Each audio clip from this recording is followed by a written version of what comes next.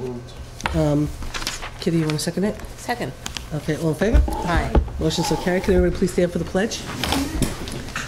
I pledge allegiance to the flag of the United States of America and to the republic for which it stands, one nation, under God, with liberty and justice for all.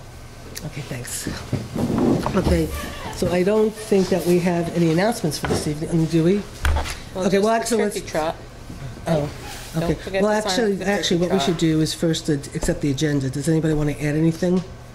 Oh, you know what I need? I want to put on not only schedule organizational meeting for January 2013, but I want to talk about contract negotiations and some dates.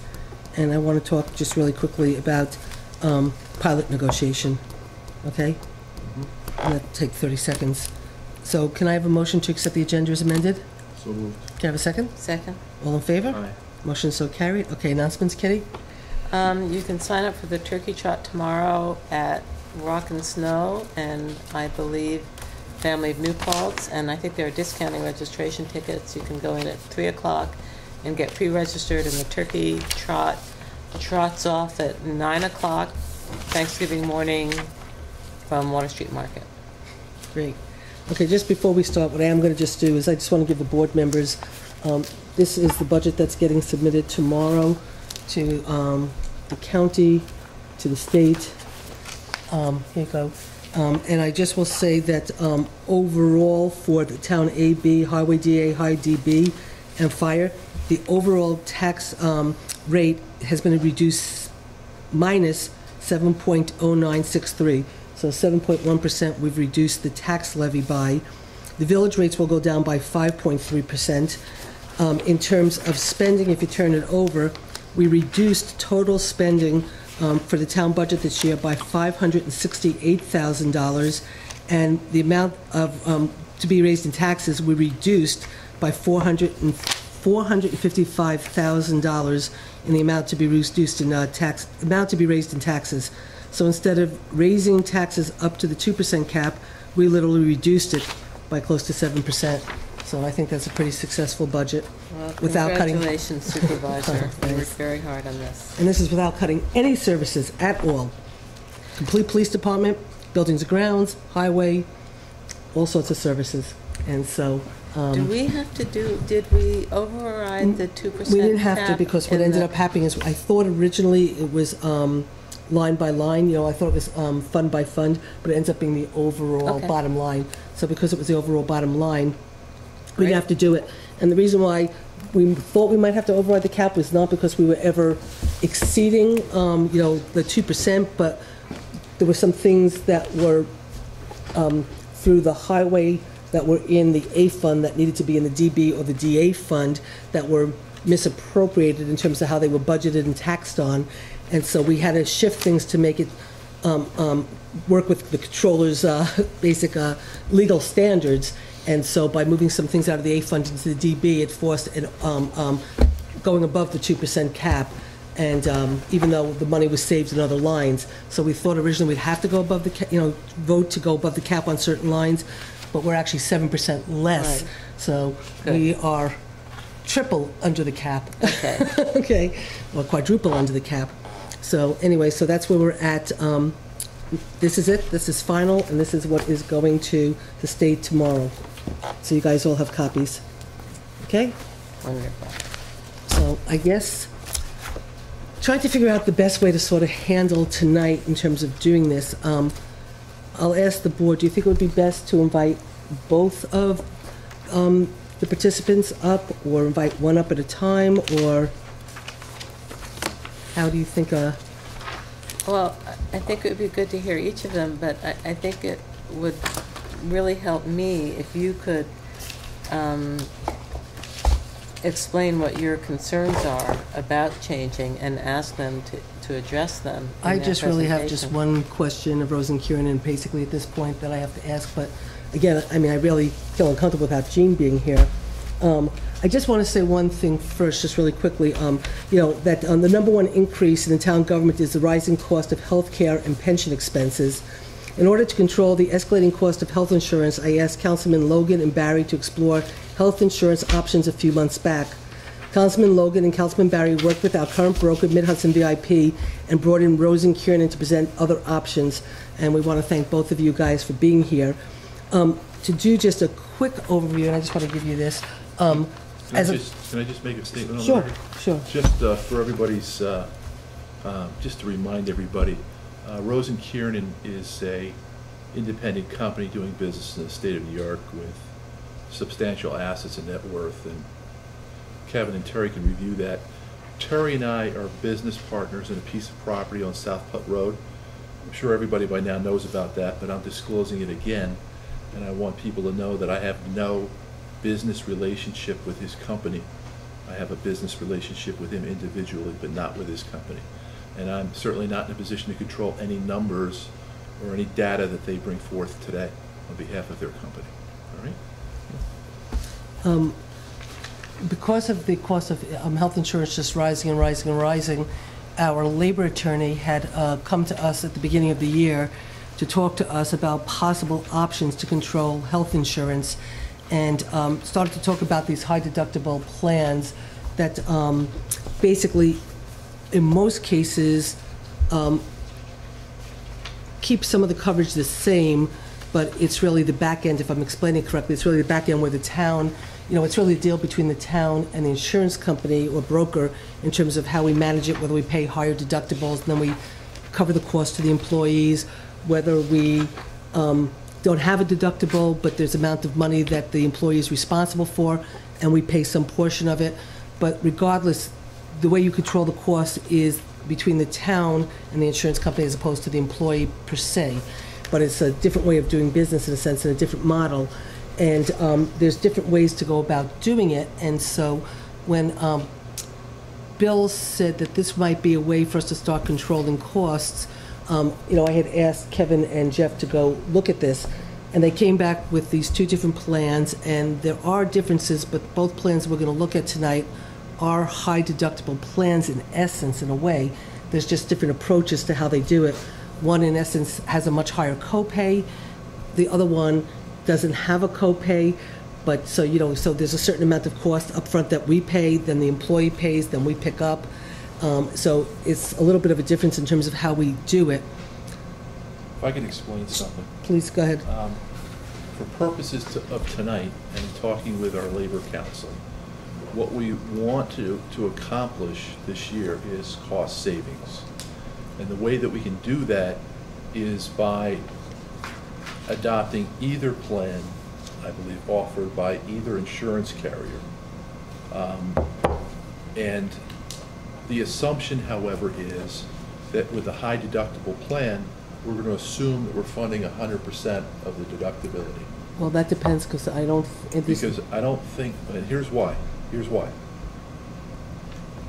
For purposes of this year, we want to be able to offer our employees, union and non-union, the same exact coverage without any additional money out of their pocket. So in order to accomplish that, you can accomplish that with this plan and this plan, but the town would have to fund 100% of the deductibility with a high deductible plan. There's a caveat, okay? In one plan, in Mid-Hudson's plan, first of all, I'm not sure, we have the money at this point to fund the 100% if we chose to, okay? But secondly, actually, by funding the 100% in the MVP plan, you're actually giving more to the employees than they had, because right now the employees are paying a deduction. So if you did the 100% in the MVP plan, there wouldn't be any deduction, so you're actually giving them more than if you did like possibly 75%, okay? Well, what I'm saying, but we can get into that. We quoted Yeah, a couple of different options. you coded 50, 75, and we can assume Yeah. what the 100% rate would be. no, he Well, didn't. no. You because, can't offer we 100%? He didn't. Well, you can, but you can have, it would have to be re-underwritten by MVP. MVP underwrote the plan based on you funding 50% of the deductible, Right. or an option of funding 75% of the deductible. Okay. We did not do an option that you 100%. funded 100% of the deductible. How much different would it be? You just add another 23.5 to the contribution? I'd have to check with MVP to see on the insurance portion of the Okay. contract, how much Okay. it's going to increase their insured rate to Okay. do that. So also- our so goal anyways, this we have to year- talk about that, Yeah, but- our goal this year is to be able to implement an insurance plan and not have the employees have any change in coverage and any additional cost out of their pocket. And that's the goal. Now, next year, we could reformulate what we intend to offer townwide. But it has to be, but We're talking about a whole range of changes going forward Well, this year. well, let's So- step back for a second. And this year, by the way, we're only talking about 37 employees and post 65. The night shift will stay the same. So we're really What- only talking about 37 MVP employees and the Well, over 65s. Well, Kevin, why don't you step back for a second, because I don't know for sure. Kitty hasn't been as involved as you and Jeff have been. Jean does this for a living, and unfortunately, I just got immersed in it the past couple of weeks, so now I know more about health insurance than I ever cared to want to know, other than going to the doctor, making my copay, and going home, okay, and having him say you're healthy, which he hasn't been saying lately, so it's a problem. But, so the experiential, or whatever, how you've done it, I've already been to the doctor. When I don't go to the doctor ever, I've been there 4 times in the last month, okay? So things do change, but besides that, I don't know if Kitty necessarily understands the MVP gold and the retiree portion of it. Are you aware of that, Well, or no? Or I should we? tried to study a little bit about this when I got my packet. It does concern me that, let me just So I should share. do the retirees first, because Have you that's read- easiest. Have you read this? Yeah, I have. Yeah, no, yeah, we all know Yeah, about okay. it. So this is the document that has been terrifying this town board for the last couple of years. And it basically says that there is an unfunded liability in New York State for retiree health insurance. This is in New York State, not just the town of New Paltz, of $205 billion.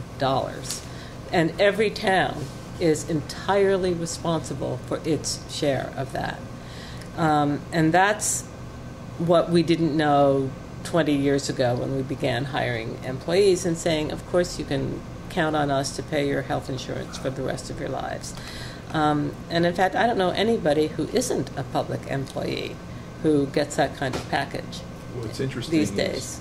that the medical benefits aren't guaranteed by state statute as the pension benefits are. Right.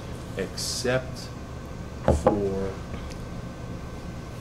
there is a certain classification. I think the school teachers were able to get carve-outs in legislation to guarantee their payment. So that's why in that article, Kitty, it talks about whether or not the insurance is offered as a matter of practice by the town, by town rule, or whether it's an actual contractual liability in a collective bargaining agreement. So I read that. Yeah. Why don't we let these guys present Okay. so we can get the Okay, facts? why don't we, But that- why don't we that- just start with the well, retiree but really you did- quickly, though, You did because say how uninformed I am, which is absolutely true, but what with the is caveat that I was uninformed until I know- forced to have I to be know. formed, okay, so it's no insult. No, I didn't take it as one. But what is of interest to me is that we do seem to be trying to tackle the retiree portion of our obligation. And I think that's critical for the future. We're tackling everything as much as we can within the contract confines, okay? So what I'd like to do is start with the retirees only because the retirees is sort of outside the boundary of either broker that we go with, because we can make this change regardless of what broker we go with. So that's why I want to start with the retiree.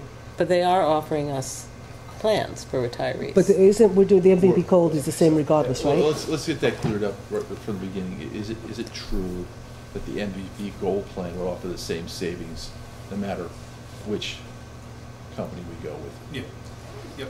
Does everybody agree with that? I did not propose anything different than The we put MVP. in place 4 years ago for the town, which was the MVP Gold Plan that was part of the renewal package that I think Terry got a copy of. Unless they made any changes to the MVP Gold Plan that is in place. No changes to the plan. It's what we put in place So- 4 years ago. If there's no change to the plan, where are the savings? It's The because, savings are on the fact that you have post-65 retirees on the night shift plan. that we're moving from We're night shift, moving them, from night shift to MVP Gold. That's where the and the savings is. savings is gonna be between 40 and 50,000. 41,000, exactly. Okay, And then- so, But you can't do that with your pre-65 retirees. right, Right. but we can do So- it with post. So just, let me just, so Kitty can understand, okay, which is why I want to take this first, because, again, it doesn't matter what broker we use. A number of years ago, Paul, as our broker, brought this forward, I guess, whatever, but when employees hit Medicare age, right now, we have a bunch of people on night shift. MVP Gold offers a more competitive plan, or, It has to be by federal guidelines as good, if not better, than the current Med- Medicare program. okay, so, Okay, so should we get so- one of these out in front of us? no, not necessarily just for the moment.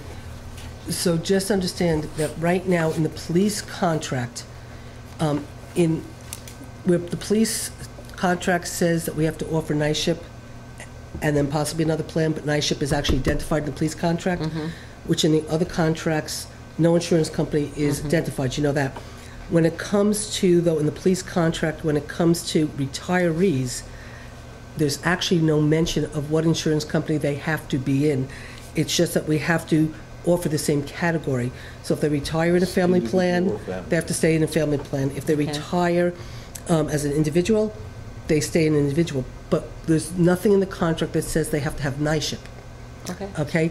And in the contract for the Teamsters and in the UP, whatever it's called, UPUEI, whatever our administrative employees, there's no mention of what insurance company either. So just by now taking the night shift retirees and saying you have to go to MVP Gold, that will save us $41,000. And so we can do that regardless, and that's one of the things that we plan on doing no matter what we My do. understanding was that you were going to fund the MVP, fund the amount of the retiree insurance up to the price of the MVP goal. So you're not pushing anybody into it, but they can opt to pay the difference to night shift or get a free plan. Well, I guess I don't know. I don't know if we want that. We just knew that we were putting them in MVP Gold, saving 41, but we can offer them, they can pay the difference if we want. Yeah, well, I think you're better off Yeah. that way because there are one or two people that are outside Well, of the that was, service area. that was the one thing I didn't get to yet, Oh, okay. was that we're going to have to. You're going to continue. I don't think we could, I don't think with the people who are outside the service plan, we can't, I don't know if we can even force them to pay the difference. We might have to say, if you're outside the service plan and retired in night shift, you've moved to Montana, you're outside the plan, we will have to pick up the cost Gotcha. for you to stay in Okay. night shift and stuff. So I don't think we can take it away from them, only because they can't take advantage of the service because they're someplace where they're at, like where MVP, you can only use the Can't doctors around here. travel with So if it, they live right. someplace else, they can't use those doctors. so by they have- contract, we are obliged to provide retirees who retired under a certain contract the right to maintain their service out of area. Right, we can't, if they chose to move, when they're retired with But the night shift. contract says, when you retire, if you move out of state, the town will fully fund your, I don't It think doesn't says say it that way. What it says is they retire with I think insurance. The town would be offering a benefit to those two people that they wouldn't be legally obligated to offer. I don't know if that's how. I think well, that Go ahead. if you offer them the subsidy for the over 65 plan, then they could pick up whatever they wanted to wherever they were and use that money as an offset. So Well- I think pretty much we have a general feel for what we can do post 65. Why don't we get into this other stuff? Well, I just wanted Kitty to Because there's understand. no dispute Okay. between the two that we can realize savings immediately on that. okay, I just so want Kitty to understand because we intend to do that. we're going with Medicare Gold, is that, MVP Gold. okay, By the way, That's what I meant. we Right. pay the Part B, I know, and I it's a signed huge those number every vouchers. year. Huge, Mhm. And So we we're are, one of apparently only 5 states that does that. yeah, exactly. so what I was going to say that, so we are going to make that change. That's a $41,000 savings, plus or minus, depending on the few employees. There's like, I think, 2 employees Okay. out of, that don't live here that couldn't take advantage of MVP Gold. So how we handle those, that's the only differential. Part B, Okay, we pay so- $32,760 a year in Part B payments. So, moving on to the insurance, I guess the best way, I think what we Because- should do is have them each present. Well, that's and what I was offer them the opportunity to offer. Point counterpoint? Yeah, point counterpoint. okay, well, what I was going to say was that I'll start with Paul because Jean and I did meet with Paul, so I think Jean's pretty clear on whatever she needs to understand about your plan. She does have some questions for you, Terry, and so we'll wait and give her a chance to get here so she could ask the questions, because I think any questions she had to ask, she already asked of you. So why don't you come up and, you could take us through your plans and explain. Okay. Hello. Which of these, is this the one I'm looking at, choice? This is, yeah, this is, strategies? this is Okay. Paul's. Yeah. Let me, let's see. I think, Kitty, you're the only one who hasn't had the opportunity to sit with me and go through kind of some of the options that we went over. All right. And I'm going to jump right into the high deductible plan that I think Yeah. that we've sort of agreed is going to save the most money. So rather than going through every option that we presented to try to save money off of the current, I think we've already taken some of the money out of the budget that assumes that we're going to go to the most aggressive plan that saves the most money. So let me just show you. It's really a two-part arrangement. And the first part is what they call a high deductible plan. Now, one of the nice things about this high deductible plan is the deductible's not all that high. It's yeah, I mean, to some people it is, but there are other plans that have very, very high deductibles. Let me just come back here, I'll read with you. So this is, We have 1,500 for an individual and 3,000 for a Right. family. Yes. Yep. Are you looking at the one where there's a 50-50 split, or? Okay, I'm just starting with the health plan now. Okay. And what we're going to do is, on top of this health plan, we're going to have a health reimbursement account that helps the employee pay for that deductible. So Okay. we had two different options. One is to split the first 50% of the deductible with the employee and actually have the town pay the first $750 for an individual and the first $1,500 per family. And so you would have a separate, basically, as Sue calls it, a swipe card.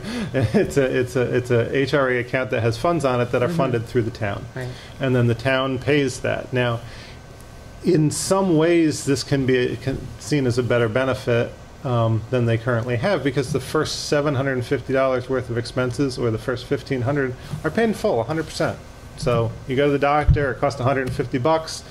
The town has already paid that $150 for you. Once you get to the $750 mark as an individual, then you would, as the employee, would be responsible for the next $750. Once that $750 is done, then the plan pays out 100% for the remainder of the year. No out-of-pocket, no hidden expenses, nothing. The only other expenses that an employee could have once that deductible has been satisfied is the prescription drug co-payments. Prescription drug co-payments are paid after the deductible's been met at a co-payment of 10 for generic, 30 for brand, and 50 if it's not on okay. their formulary. So up until this kicks in, these prescription drugs are included in the deductible? Yes, so you would have to, again, if your first expense was a prescription drug that cost $100, the town would pick up that first $100 as part of that first $750 that they're paying for the Okay, employee. so just for the public, things that the deductible does not even apply to are well baby, child care, immunizations, adult annual physical, mammography and prostate cancer screening, annual pap test and OBGYN, immunizations for adults, so that would be like flu shots and shingles. Is that I'm not sure covered? specifically on. You have to be over 60, I Yeah. think. I think actually under Obamacare. Yeah. that Well, those benefits that you're reading now that are not subject to deductible are, many of them are in part of Obamacare. All plans Right. have to cover preventive care at 100% without a deductible. Okay. Because So, they but this want means people to that get you're- their preventive health Right, so this screenings. does not count against your deductible, is what? Preventive health care does not count Okay. against your deductible. Wow. And again, now, once these co-payments, the 10, the 30, or the 50 for a prescription drug, once they equal an additional $1,000, then the co-payment actually goes away for the remainder of the year. And this is one of the key components of our program that we're offering, is that we know how much the total out-of-pocket could be for the town. And you know how much you're going to fund per employee, so you know what your maximum outlay could potentially be. When we take a look at, I have them here.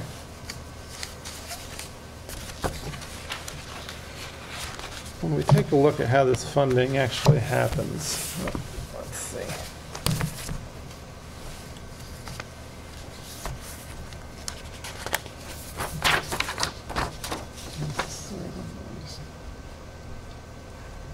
Yes. Okay, this is just a little exhibit that is going to show us. I've got that. Okay.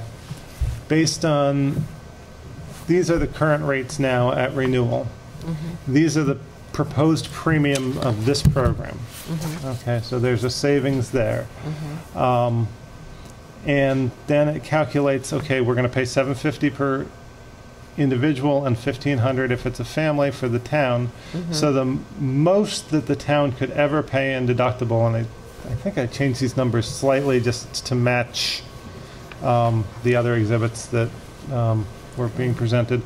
The most that the town would ever have to pay out in terms of funding that deductible would be $45,000, $45,750. Okay, so if every single one of our 37 employees went beyond, or we used up our match, Right. that would cost the town $45,000. That's correct. Our That's- outside liability, Right. if everybody used 100%, I mean, they maxed out at 100%. Right. You know, and because part of the, if I understand all this correctly, part of the high deductibility plans is sort of you're betting against your employees, somewhat not going to the doctor that much. And so, you know, where you normally pay like an insurance company all this money, no matter how much they go, you're sort of paying, Right. hoping that they don't go a lot. And so Right. the less they go, the more savings you see. But if everybody went, if I understand correctly, if everybody went as much as they possibly can and maxed out, our liability would be $45,750. Right. That's correct. And are you concerned that we didn't budget for that? Is that No, your I concern? am more concerned with the other plan, that I don't know what our outside liability number is, and we've never gotten that. And that's, you Are know, you okay with this number? If this, Kitty, it's still a huge savings off of I the know, budget. I know, Yeah. but Susan is genuinely concerned I that was, there could be a cliff that we're not well, anticipating. I was more concerned with the other plan than I was with this Okay. plan, because this plan was able to define our risk. Because Okay. again, when you're going to high deductible, again, if I understand this all correctly, high deductible in a way, you get betting against the house. So you're hoping that, you know, your employees don't end up all being really incredibly sick, and, you know, that you're going to the doctor a lot. You know, your savings is really the less you go, the more you save, right? I mean, in a sense. And so not knowing that we have a relatively unhealthy workforce to an extent, knowing that we're sort of going into a plan that you save the less you go, I was a little concerned because of our, you know, the level of our workforce and the amount of doctors and things that they're looking forward to. So my concern was, are we betting against ourselves and are we going to lose? Okay, so that was my concern about moving to both of these plans once I got a better sense of some of the problems that some of our employees have, okay? Because Paul can quantify the fact that we'll never go beyond a $45,750 liability, I'm okay, because that's not hundreds of thousands of dollars. Okay. Right. Okay, now, I just want to Yeah. interrupt one thing, and I'm also just a little bit more comfortable from last week, because after going over the numbers a little bit more, understanding a little bit of what Kevin was looking at, understanding the sort of bigger picture, I sort of feel we're somewhat okay. I feel more comfortable where we are today than I did feel the other night.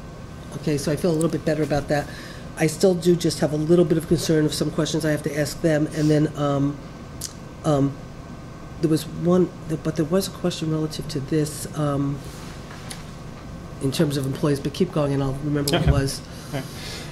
Here's what we're seeing. We're seeing somewhere between, of the deductible that's being funded for the employees, somewhere between 50 to 65% is kind of what we're seeing employers are paying out on behalf of, the deductible. Not everybody's hitting their, using that 750 or that 1500. Some people are blowing right through it. But on average, it's somewhere between 50 to 65% is what we're seeing. If say it comes in at 50%, the savings would be about almost $112,000 by putting this in place. If we end up and everybody blows through their deductibles, there's still an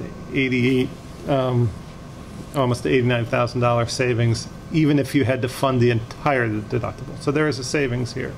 Okay. Part of this program is really the reason that we're seeing a savings is because we're trying to re-educate employees. We're trying to show people, hey, a doctor's visit doesn't cost $20. Doctor's visit costs $120, and the insurance company is paying that $120, and they're paying $100 and you're paying $20, and you think it costs $20.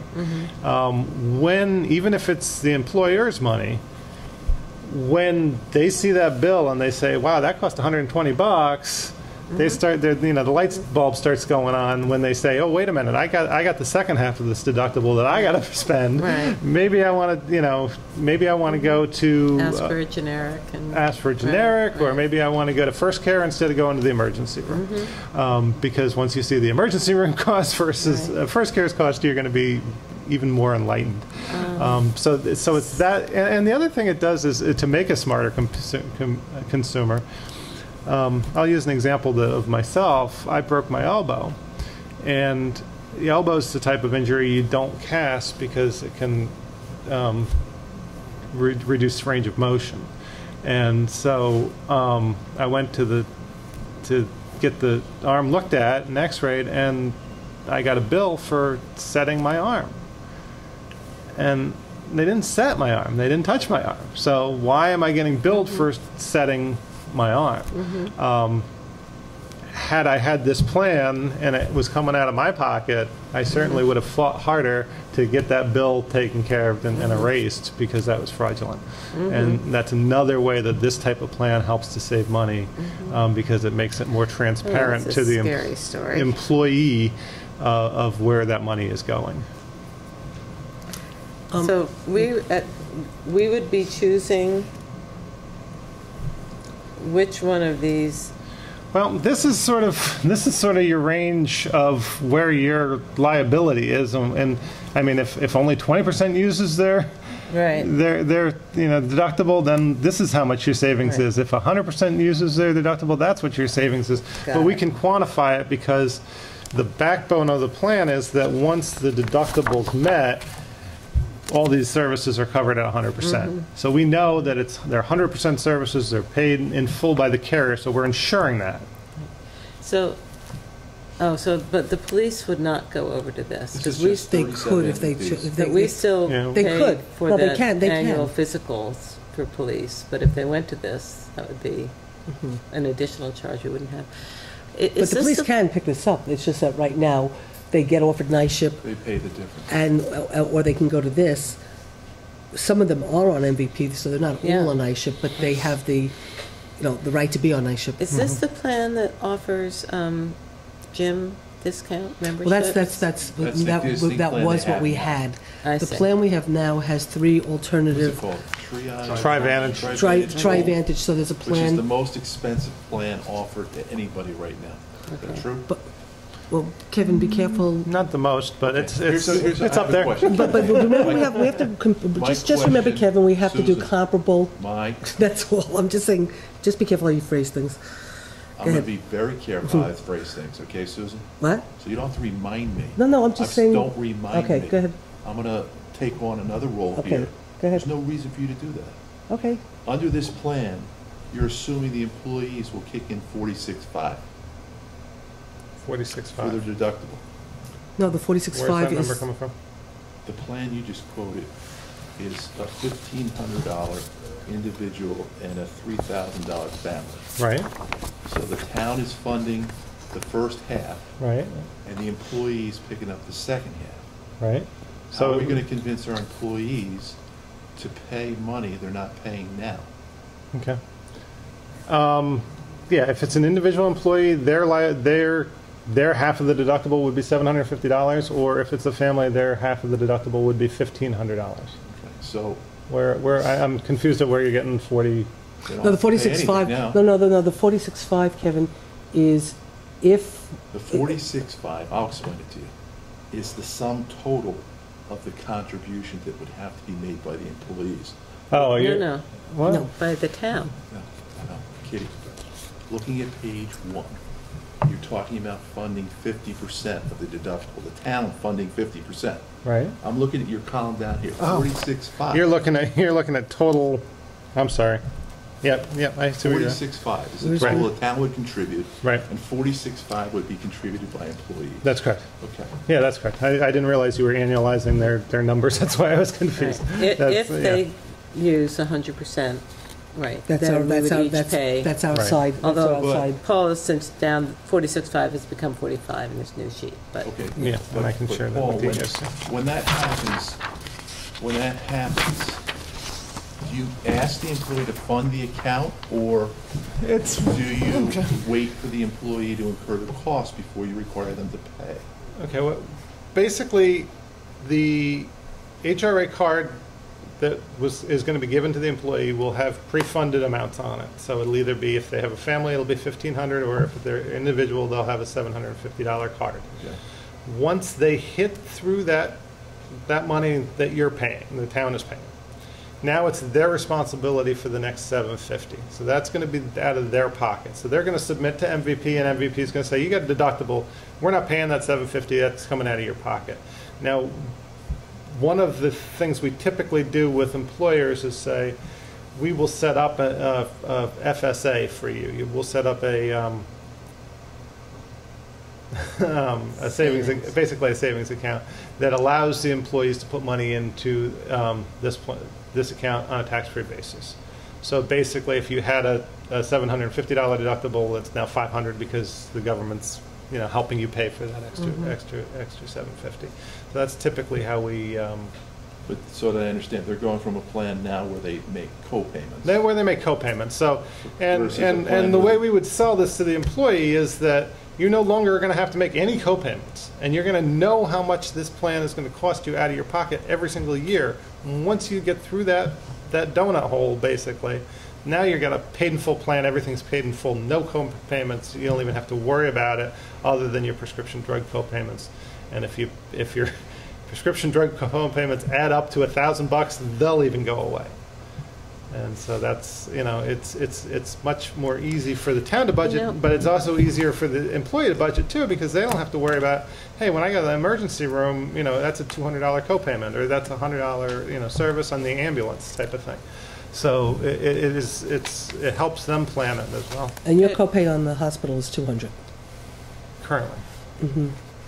there are two things about this that jump out at me. One is that under our old model, everybody pays more every year to compensate for the employees who need more medical coverage that year. Everybody's insurance rate goes up, and so the employees who are contributing contribute more, and our bill goes up more for all the taxpayers.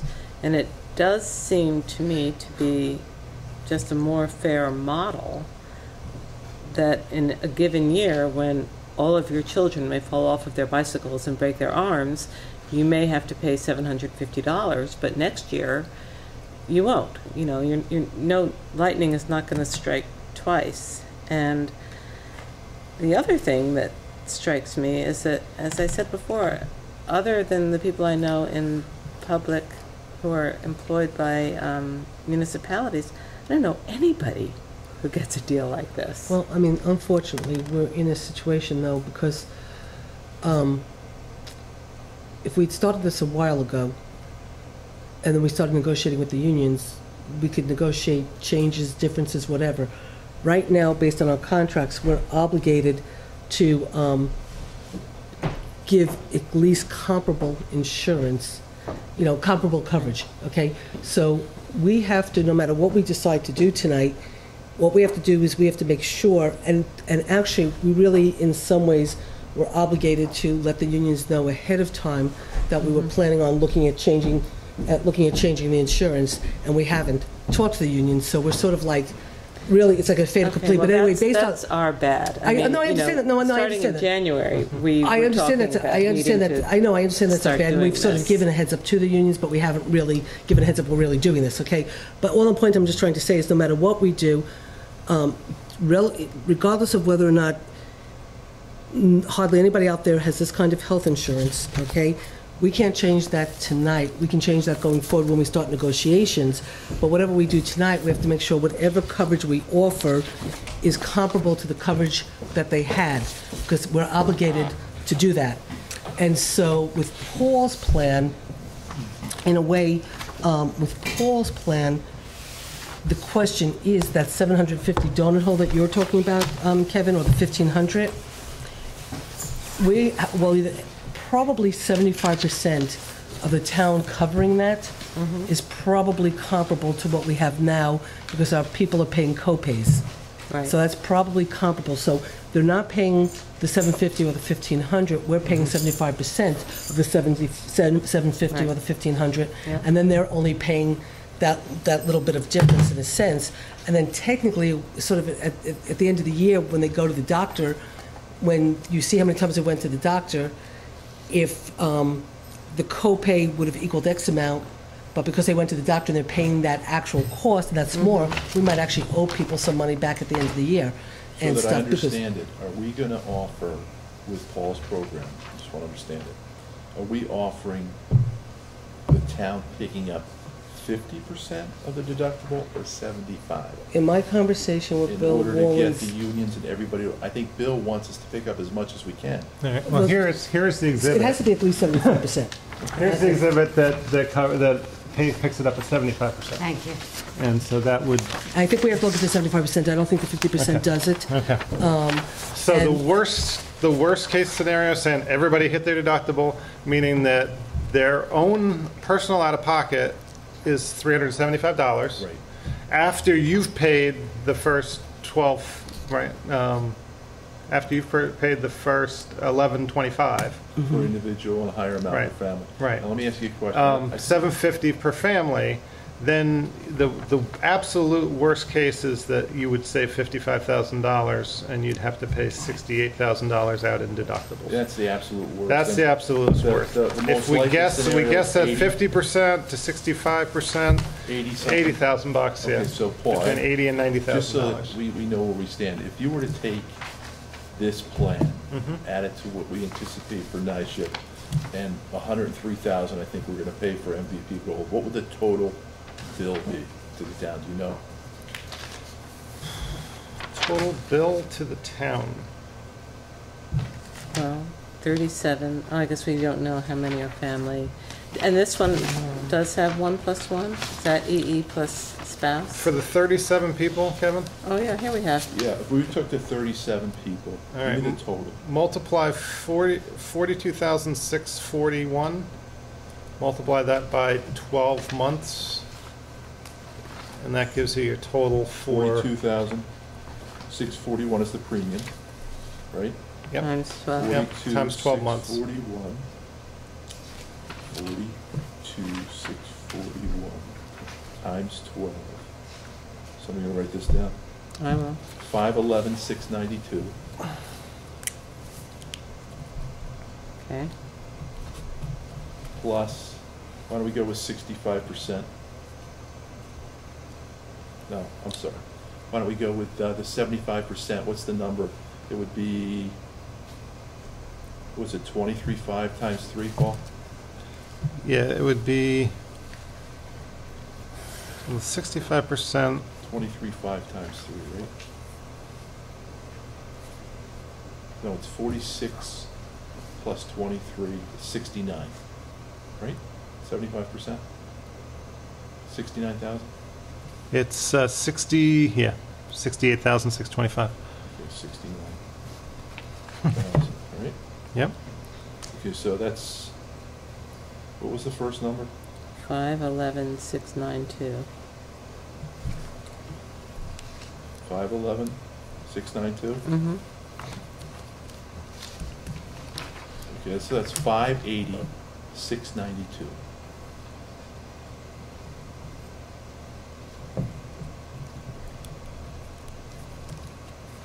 Plus our night shift, plus our MVP goal. So for Right. purposes MVP would be 580,692. Right. And really, that's the number I want, Okay. all right? Yep. And Which health insurance plan is that? We're looking at this one. That's going with the high deductible, with the town funding 75% of the deductible. Okay, so it's not the Trivantage. It's not the Trivantage. Okay. Do you have another one of these sheets that I can give Jean? I Yep. have one. It's right Oh, here. oh, I thought I okay. gave her It's one. not what I want. It's not showing me what I want. I'm sorry. That's okay. okay, so the only obstacle we have, it's really not an obstacle then. We simply offer an explanation to our 37 MVP employees Mhm. that instead of having a copay, they have a contribution to a plan, and it maybe they don't have to contribute a dime, depending on how much they go through their Mhm. deductible, which is funded by the town. Right. Okay. So, is this something you would recommend going forward, a high deductible plan, or would you recommend something else in the future? No, this is the plan that we've identified as saving us the most money for the town and offering the most comprehensive benefits to the employees. And so next year, we would stick with the high deductible plan, most likely? Most likely. Okay. That's been the trend for the last So- several years, as employers are going into high deductible plans. In the But- past, would the employee pay the copay for all of those things that I said before included? Like when you go to get your baby's immunizations and you go to get your flu? No, were there the copays Trivantage on plan those? had a preventive component. This is the plan that's in place now. Trivantage Okay. plan was the one that could either And have the that food also things and has- and that you got also has bonuses if you did, many many um, preventive care features. Usually Well Child is free. You don't even pay a copay? Not for Well Child, no. Nor Huh? the immunizations. Usually, but not on a high deductible. Unless I'm wrong, Paul. I don't know how deductible you do pay. What's that? Well care. for Well baby care, well is baby? generally free. Yeah, it's covered in full. Right. Yep. Yes. Is it included But in, here we is have it these covered in different, there full? are 3 plans. On the high You can deductible choose if plan? you didn't want, you could, you know, if you did lifestyle, if you did. Well things that baby and well helped child you be care are healthier, covered in full under the high you got deductible benefits plan. They for are. it, so like, in Okay. other words, like you would, if you went to the chiropractor or the, well, not chiropractor so much, but acupuncture or yoga or benefits on the high whatever to make deductible. yourself healthier, Yeah. they would pay you, you know, Oh, you no, it's you not. would pay up front and then pay you back with the goal of trying to get you to be healthier. And so there were a couple of different plans on that, but we're not, this is one off the table now. This, we're not considering this. No, When you no, that's what you have now. understand, All right, I just, that's just for comparison of what you have now. Too, but, you know, Okay. The assumption. hopefully we won't.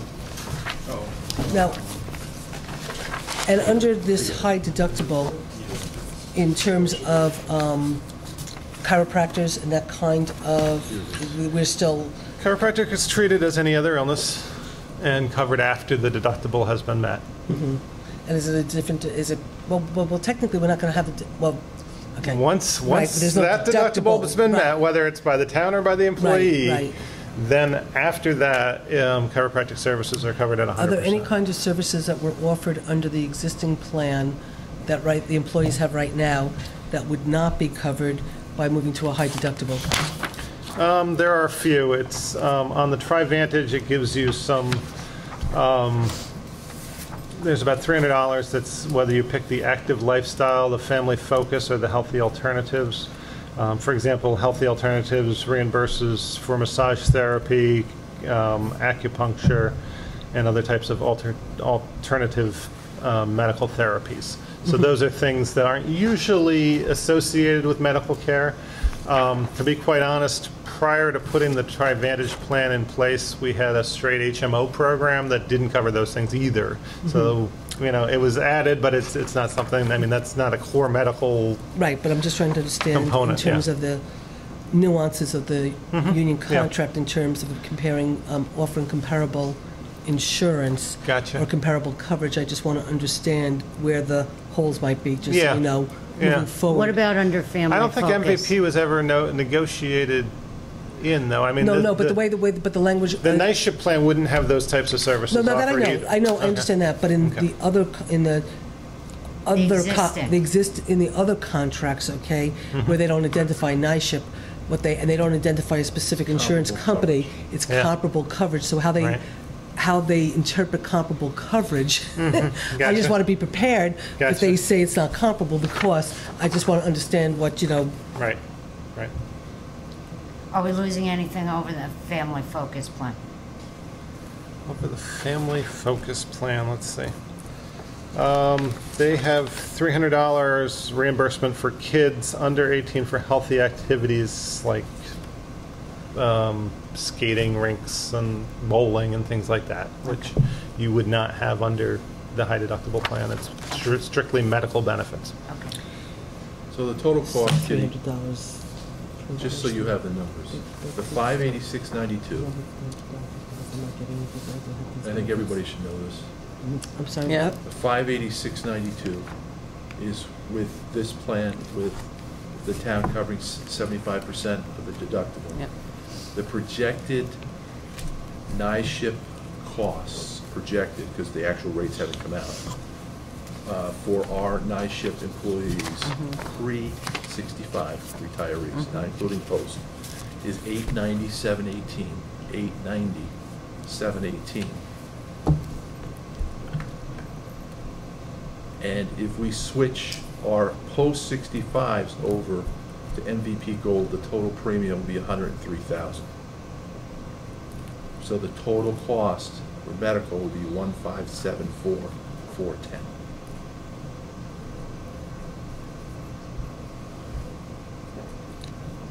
Which is significantly below what we budgeted. That's what we were talking about the other day. That's different than, Kevin, what was on here, which made me feel really comfortable. Now I'm not so sure how comfortable I feel. I was looking at these numbers today when I talked to Bill, and I emailed Bill this, and A what's, lot of Reagan.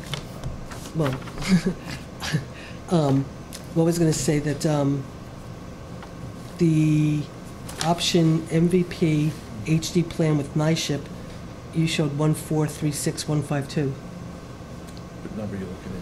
I'm looking at, 2013. I'm looking at this, when you did the comparison of all the I gave you the wrong plans. one. I'm looking at this like, that's No, not the one that you no. wanted. This is so that's not mine. MVP HD plan with NISHIP, that's let me give Paul. you- This one's Terry's up here.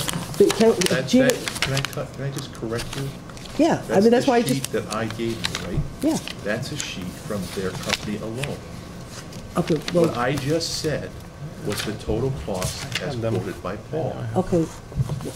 I'm just gonna say for a moment, okay, and then maybe, okay, The current projection for NISHIP, okay, Mm-hmm. the current NISHIP cost for pre-retirees is $824,740. What page is that? The projected cost is $897.18. The projection includes NISHIP going up for all their plans. you have 890, 718 in both of them, okay? That's what it's going up to. Now, listen to me. The current cost for us, the projected cost for what we're paying for post-65 is $158. That's going to go down to $103. So all I've done is That's the taken 103 number. Paul's MVP quote, added the projected NISHIP, and the actual MVP gold cost for post-65, and for Paul's proposal, incorporating Paul's proposal into our projected costs, it's 1,574. All I'm just trying to say is when I was looking at these numbers, because this is what I was given, okay, is one of the things I was given, and when Bill and I went through this, I mean, we took out the difference card that didn't have NISHIP, we took out Paul's plan that didn't have NISHIP, because we can't do that, okay? So those we didn't even look at. So all I'm just saying is when I was looking at these numbers, knowing what we took out of the budget, and I was looking at the 1,436, I'm just saying that's different than 1,574. That's because that doesn't include Paul's plan. Okay? And we budgeted 1,675. And like I said the other night, no matter what Okay. plan it is, it's coming in less than that. This Okay. comes in $100,000 That's okay, less. That's good news, Susan. I know, I'm just saying, I just was looking at this number, looking at this, of what I was looking at today, so it threw me off a little bit, okay? And I was trying to work with the information I was given, Kevin, so I could understand to the best of my ability what Trying we're to dealing with. explain to you that It you're does- looking just- at it doesn't a matter. proposal from one company alone. Okay, fine. We thought it was a proposal you put together comparing all the different costs from the two ones, but it doesn't matter. Let's just keep going, okay? Well, Paul, I don't have any more questions for you. Thank Jean, you. I do you? have my numbers. Okay. Do you have, Jean, anything that, because you said when I went to give you this sheet, you said that's not what I was looking for. It's not what I'm looking for. So is there something Right. you're looking for? What are you looking for? No, apparently what I'm looking for is not created. What are you looking for? It's more of like what I created. Kitty knows what. I lay out, when I shop for my health insurance, I Okay. lay it out and I compare apples to apples and my cost trend and all of that. That's what I do. Okay. And I don't have that at my fingertips. But that's I not your did get your responsibility. email. I checked it all out, and so the parts of it I have here. There's nothing I can do. Yeah, we did give I us did not that sheet have last time week. to create my The own sheet I gave you spreadsheet. is just for Rose and Kieran. Right, right. No, but last week, Because Paul had given us a different set of documents, which included his, exactly what I have, your color-coded, and we have that Right. too. what Jean is talking about was, she brought us a sheet last week in Guardian which, and- right, right. But But that's for. I am easily confused. And so Okay, it I was didn't have confusing to me time. because those aren't the plans that we're talking about. Right, So- because that's what I did for myself at work. I wanted you to see. understand. So if I had had time, if I wasn't being audited at work, which is what makes it so absolutely difficult, just exactly at this time for me to have created a spreadsheet based on the different proposals, I would have laid it out so that it would have been a lot easier to understand. Apples to apples. Okay. Okay, Paul, thanks. Thank you. Okay, thanks, Paul. Nick? Okay. Put all away. Thought the way we'd start out, because Gene, I haven't met you, Terry Copeland. Hi. Nice to meet you. It's Kevin Nice to Smith with the difference card. Hi. Who's gonna have Kevin? Hi. We're gonna have Kevin just kind of go over the plan so that everybody's on the same page, because I know the three of you haven't met with us either, so. Thanks. You have one, right, Kevin? Thank you. Here. Yeah, we made a copy. But it doesn't have the, you know, the purple. cover. Okay. But I did look at it a little bit. Okay. This one doesn't color. Great. So I guess I'll just give you a little bit of background about who we are and how long we've been around and what we've been doing with our product, the Difference Card. Employee Benefit Solutions is the name of our firm, and we've been around now for almost 20 years. We're located in White Plains, New York. We developed the Difference Card. It's our proprietary product about 9 years ago. And we did it as sort of an additional solution for groups that are trying to offer, whether it's contractually and collectively bargained level of benefits or just a continued strong level of benefits to their workforce. They wanted to be able to do so and save money because of the escalating, rising cost of health insurance. So 9-10 years ago, it was very challenging. The rates would go up, and they didn't go up as much back then as they are now. But the way to save money was to reduce copays, meaning make the plan a little bit worse.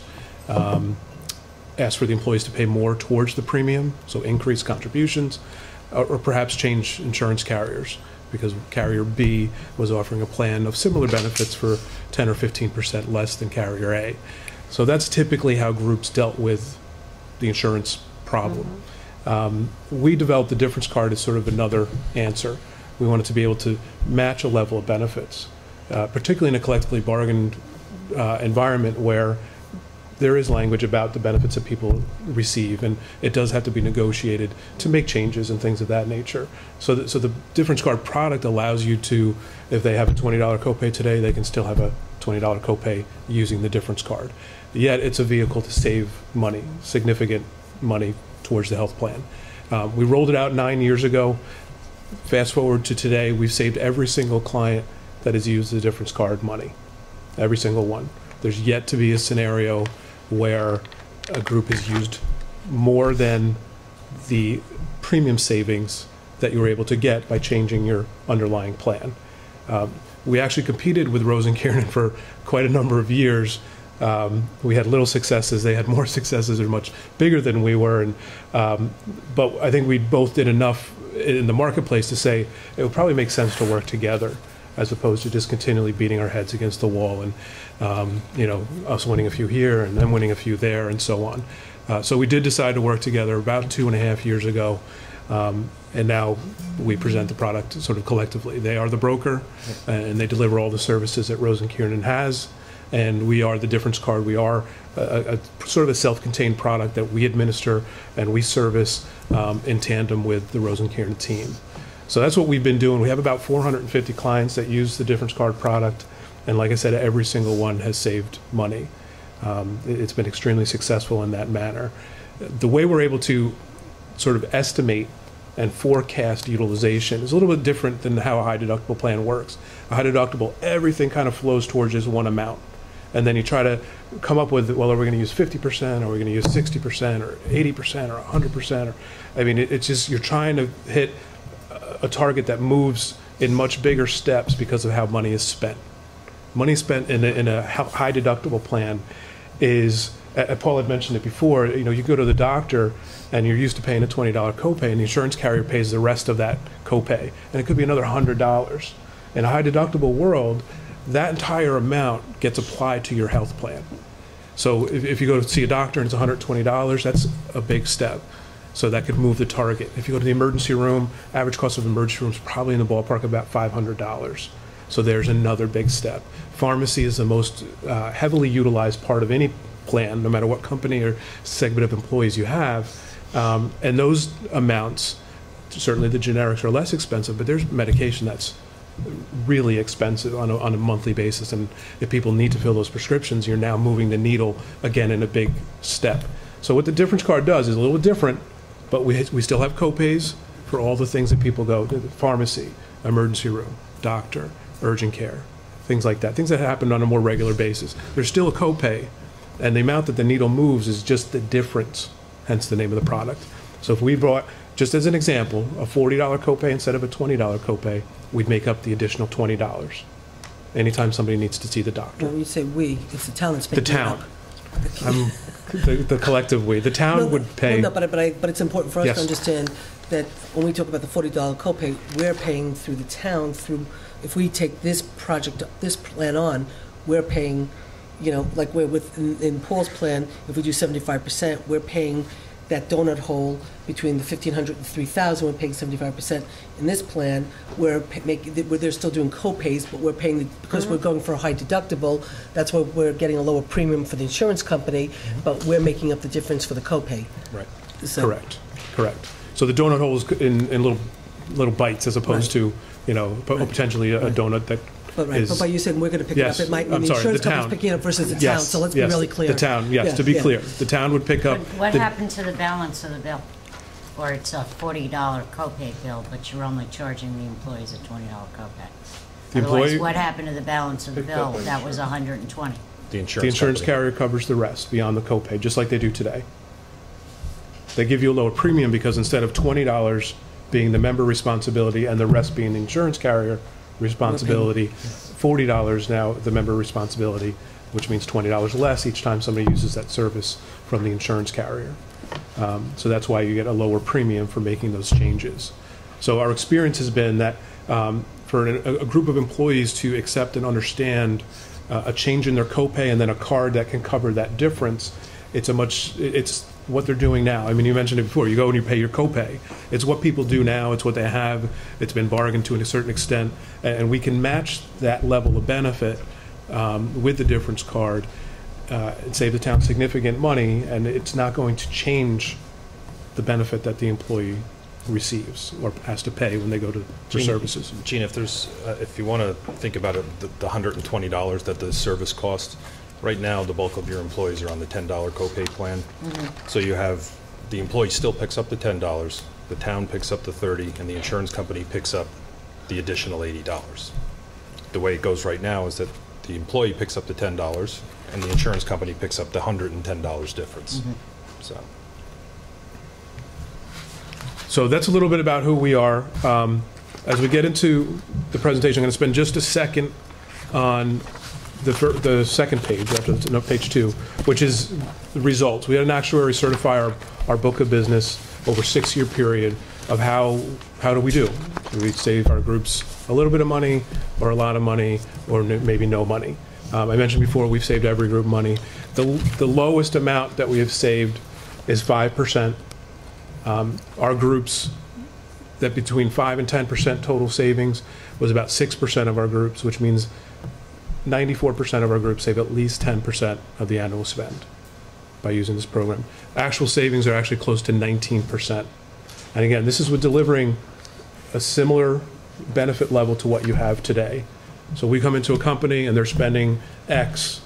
We can keep the benefit for the member the same and reduce that cost on average by about 19%.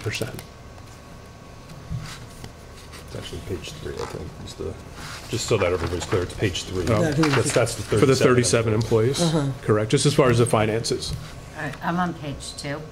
Okay. And I'm looking at the expected total difference card costs. Yep. The $78,000. What kind of a utilization rate is that based on? Well, this includes all night shift enrollees, so if you just want to turn one more page, and then we'll talk about that line item.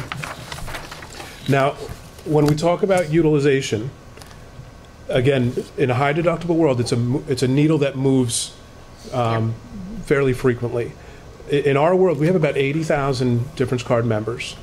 So when I talk about utilization and average utilization, it's based on 80,000 members using a program that's designed just like this.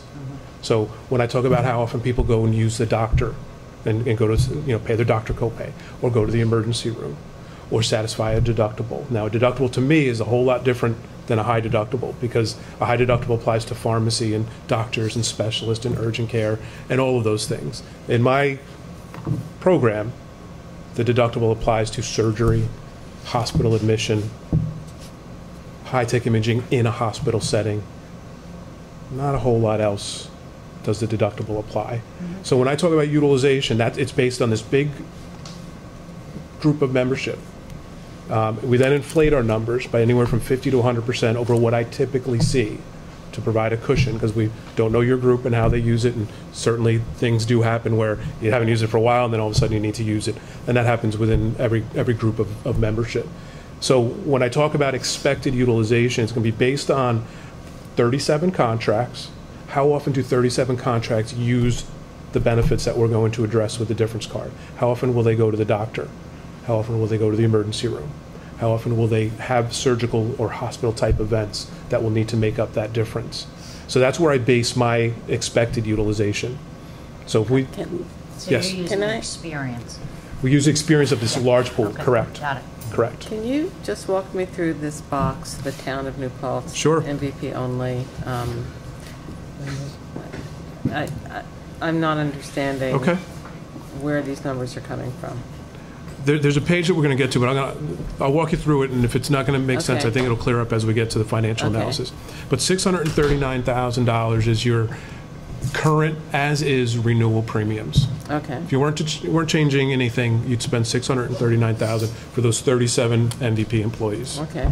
Okay, which is about an 8.7% renewal increase over current rates. Okay. The revised premium for the plan that we would recommend is $488,560. That's an MVP plan, same network of doctors and providers, different level of copays and deductibles and so forth. It's $488,560.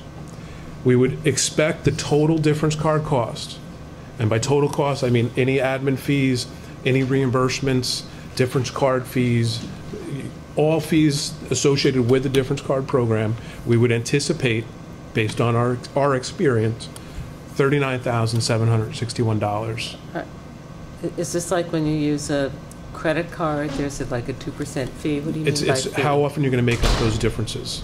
So if I can explain it to you, right now, most of our employees have a $10 copay. Mm-hmm. And our premium rates are based upon a $10 copay. What they do with this is they ask the insurance company to give them premium rates based upon a $40 copay. Mm-hmm. And then this card, it's like a credit card they put in their pocket. Mhm. When they go to the doctor, instead of just paying the 10, the difference card makes up the difference to $30. So they swipe the card. And that's So what this 39,000 is? Those I see, $30 okay. add up into that number Got it. Okay. during the course of the year. That's- Right. The idea behind it, if you're spending $1 million, you buy a plan that's $700,000, and then you reimburse some of that back, but you still realize the overall savings. Okay. Right, so if you use the $39,761, Okay. your total revised cost, instead of the $639, would be $528,321 Okay. to be exact, which means your expected savings would be over $111,000. Okay? Got it. Okay. So let's, Okay, but your 39,761 in difference is made up on Yes. your experience. it's made up on our experience and Right. all the fees that come along with having to administer Right. a difference card program. Yes. Right. It's also, it's based off of his experience and then multiplied by a 50 to factor, 100%. 50 to 100%, so. Okay, but Yep. 37 contracts and 80,000 people. Is that what you said? Yes. Okay, Yes. all right. Okay. When you say 37 contracts, you're talking about 37 individuals. You don't feel that's a big enough sample to get a? Oh, it's big enough sample. It may not be realistic to the town of New Paltz body. Okay. Which is why we inflate our standard When you say numbers. inflate, would you explain what you mean by that? Yes. They use a multiplier. If, So you have a buffer. Yes. And what is the buffer? Is it 2%? Is it 5% of expected utilization? What is it? I can explain, it's category by category, but a doctor visit, for example, we anticipate 6 visits per contract. Our book average is 4.1. So it's about 50%, so it's about 1.5. I mean, 6 visits annually per person, per contract. per, Per contract, you have 37 MVP contracts. yeah, okay, all right, I get it. Some are Okay. couples and some are families, Okay. and some are And- singles. Okay, all right, so go ahead. So 6 I got it. 6 visits is what we are forecasting. Our average amongst our 80,000 Okay. is 4.1. So there's a buffer built into that. Okay, In the next category, and then we can go through them one by one, Kevin, if you'd like. So for each visit over that, you're responsible for the $30 difference, Correct, right? correct. When you say The you're town. responsible, The town, The town's responsible. again, I yes, to be. Wait, not you, wait. I understand that, Yep. but when you say, I mean, I just want us to be clear. When Yes. the employee is responsible, when it's the insurance agent that's responsible, when What's it's the the town's town responsible. responsible? Because I'm an idiot, and I don't understand this, and I need you to say it in a way that I understand it, okay? $30, it costs $30 more for a Yes. visit. Yes. For the town. We're forecasting 6, So if yes. there's another 100 visits, It would be $3,000. $3,000, Okay. correct. So if somebody goes to dialysis Yep. every month, those first 6 visits are anticipated in here. Is that what we're saying? Yeah.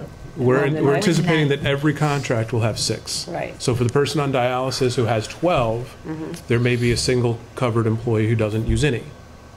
On average, a contract, and some family contracts might go 20 times throughout the year. That certainly happens. I'm sure it happens here. It happens everywhere. There's also a lot of singles that don't go at all. And all the preventative things, Paul had mentioned it, and All covered. we'll reiterate it. All your preventative services under your health plan are covered at 100%. So your well-child visits, your annual physicals, No co-pays. no copays at all for those things, under any plan. That's healthcare reform. So, well, woman visits, I mean, all these things are not copay related. It's covered by the health plan. This plan, that plan, So if I go for my annual physical, I don't have a copay. no copay. It's not part of the utilization, it's not part of your, it's built into your medical plan. So the person who goes often, who needs to, is on dialysis or has, seeing a chiropractor or therapist, whatever it might be, they'll have more visits. And so for the additional 6 visits, the town will pay $30 a visit? The town will pay $30 each time Right. somebody goes to the doctor, Okay. each time. Got So it. if you went 12 times, they would pay 12 times for you. Okay, and if Sue that's- went 6 That's where you times, came up with this Or- About 6 $39,000 times the is investment. it includes a number of things. I'll go through them one Okay, by one. all right. Why don't we jump to Town of New Paltz, financial analysis, 37 employees. what page? This one, it's a couple pages back. It's probably page 7, but it doesn't have a number on it, or maybe 8. Should say. It Got says it. 37 employees at the top. Yeah. Before you go to that, I want to go to just page Katie, 5 that's for a the quick 87. second. Yes, It's another couple Because, pages behind that. those are just, Sue, those are example benefits. Those aren't Town of New Paltz. Okay, those are samples. Because I know what the hospital, I think you're doing the $2,000 copay. This is just an example of sort of how our approach works. We make up the Okay. differences at the doctor, the emergency room, the hospital differently. So, and I'll spend just, as we get into the financial analysis, I'll spend just a second on what the difference card itself is a MasterCard, and we can program it to be uniquely, have unique funding available at different locations, meaning it can work at the pharmacy for a certain amount. It can work at the doctor's office for a different amount. It can work at the emergency room for yet another amount. So it's smart enough to know. I'll give you an example of a bad day I might have had. I haven't, but thank God. If I was on my way to the doctor in the morning, I didn't feel well, and I had to pay a copay, and the difference card theoretically could make up $20 of my copay at the doctor. Later, I'm on my way home, I get into an accident, I need to go to the emergency room. The difference card could make up $200 at the emergency room. Wouldn't work for $200 in the doctor's office. Smart enough to know, to protect the town, because these are town dollars, it's smart enough to know I'm in the emergency room, I can work for more. I'm in the doctor, I can't work for $200. And then, God forbid, I'm having a horrible day, and I need to get medication to fix the problem from the accident and so on. I can go to the pharmacy, and maybe my difference card will work for $10 there. It'll work for $10 in the pharmacy, it's not gonna work for $200. It's not gonna work for $20. It's smart enough to know. So there's protections built in for the town that when we say we're gonna make up differences, we're gonna be specific about it, which is how you can provide the same level of benefit that they're enjoying today. We can be specific at the doctor, and so on. So the financial analysis, the town of New Paltz, 37 employees. Your 2012 renewal plan design columns without the difference card. That's your TriVantage plan, your annual premium. It's the $639,801 that we'd mentioned before. It's 2013, right? 2013 rates. Can I just, when you do the office visit copay, the MVP is $10.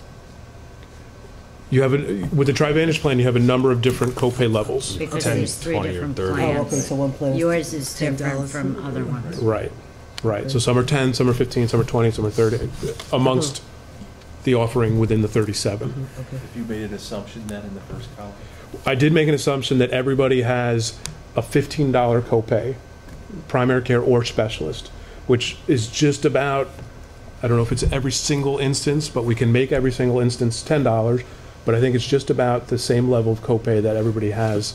Can you though, I mean, again, I'm just going back Yep. to the contracts in terms of the specific stuff of like, you got to give me comparables, so Yep. comparable is comparable, okay? So, I mean, if somebody has $10 now, somebody has 15, somebody has 20, you just can you? use an I average don't- number. He can go 10. I can, don't know. I Yeah. understand you can go Yeah. 10, but if somebody's now paying 20, why would I want to go 10? Because I just absorbed the $10. So all I want to do is know, Yeah. can you modify each one relative to? yes. Okay. The one restriction I have, the difference card has, is that I can't put a different amount on the card for a primary care doctor and a specialist doctor. Because MasterCard, as far as MasterCard's concerned, it's a doctor. Okay, so like in other words, right now, and I'm not in the union, so it doesn't matter, but I'm just Yep. thinking that other people in the Right. union are like me, you know, Yep. so I'm only really concerned about the union, not about anything else, Yes. just in terms of going forward. But like, so now the doctor is $10 and the chiropractor is $20. Yep. So that's what you mean, that it couldn't be the 10 or the 20, you couldn't differential there. It's either 10 or 20, Correct, okay? correct. So if we had to go to 10, and we Do- eat the 10, you know, Yeah. whatever, that's a loss to us because of the way we did this. Correct, Okay. correct. Okay, but I thought the savings was being realized based on the fact that we're buying a $40 plan and That's it's a correct. $20, $15 copay for the employee. What he's Yes. assumed, Gene, is for purposes of a benchmark, a base number, instead of using 10, 20, or 30, he took an average and used 15 as the employee's current cost as a base, as a benchmark. You follow me? Gene, if we had to go to a 10, if you wanted to see a 10, okay, we're just going to say everyone's going to get a $10 copay, it would add about $1,000 in reimbursement as expected for the year. If you say you want to go to a 20, we'd save $1,000 in reimbursements. I mean, I don't know what to go to. I just Yeah. knew, Yeah. I just know that I No. used to pay 20 at the county, and now I pay 10. Right. So I'm very aware of, because when they Yeah, asked me for your copay. $10, I was like, don't I pay 20? And they said, no, you pay 10. And I was like, oh, right, that when at the county I was 20. So that's why I'm Do you aware. think the average for 37 employees right now is about 15? I think that might be even a little low. That Just, might be just, low. just because for every 10, if they go to a specialist, it's 20, and that's the best plan of the three within TriVantage. The others have a slightly higher copay level. So I think 15 is a very sort of an aggressive benchmark, Yeah. and it can be Right. adjusted. I don't understand why it can't just be fixed. Because the card itself is a MasterCard, and when it's swiped at the doctor, the card can't tell whether this is a It is specialist. fixed. It's Yeah, just it's fixed. just a- fixed. It's fixed at a set It is amount. fixed. So It it'll is get fixed, it's everything just down to. not- Right now, I pay $10 for the doctor and $20 for the chiropractor. So if it gets set at 15, I pay 15 at the doctor and I pay 15 at the chiropractor. Right. It doesn't matter, I'm paying, no matter what kind of doctor I go to, it's the same deductible. Right now, it's different. The You know, same right now- copay. Right. What? The same copay. No, Right. right, yeah, I'm just saying, if I go to the chiropractor or the doctor, But you're it's, using for this analysis an average copay Right. cost. no, Yes. no, I understand that. I was just trying to ask Kevin some specific questions so I can understand for negotiation with the unions, what the flexibility is. I'm Yes. just, They But can go it is- 10, 20, 30. Is that That the is the case? case. Sorry, I won't answer Whatever more questions. we Go ahead. choose. No, you're- that's okay, I'm done. I just wanted to, so the copay, you go to a dermatologist, you go to your GP, you go to your chiropractor, it will always be whatever the copay is fixed at? Yes. That copay will not change? Right. Okay. That's correct. Okay. Yeah, the card's programmed to work for up to that amount at the doctor's office, so Okay. it won't work for more than that. And this program in general is set up, and it works very well with the unions because it is flexible. We're able to say, okay, the union doesn't want a $15 copay, they want a $10 copay. Okay, we can adjust that right in the system, so. It's not a matter of what they want, it's a matter of what's It's a matter of comparable. what's Because right now, negotiated. well, Yep. no, but again, let's just step back for a second. We haven't done negotiations yet. Right. That's gonna be next year. Right. Right now, without doing negotiations, we are changing the plan, telling our employees, this is your plan, and all I know is that whatever we do, in order to not have problems, we have to offer comparable coverage. So that's why I'm just trying to understand some of the nuances, so when they say, is this comparable, I can say yes, and the details we can work out. Right. I'm just trying to understand that Right. thought process, that's all. Is this comparable or the exact same plan? Comparable, because TriVantage has 3 layers to your one plan. Or we'd offer, and we could go to 3 layers of our plan within your 37 members. We could do that, but we are restricted to a fixed amount at a doctor's office. So there's going to be somewhere that I would recommend if there's not a, Somebody's paying more and somebody's paying less. So We just have to figure it out, I just, right, well, we can make it so nobody has to pay more. The town would make up that little bit of If it difference. was all up, well, Yes. that's straight up 10. Yes. But I have a question too, because I heard you say that you spoke to Bill Wallens today.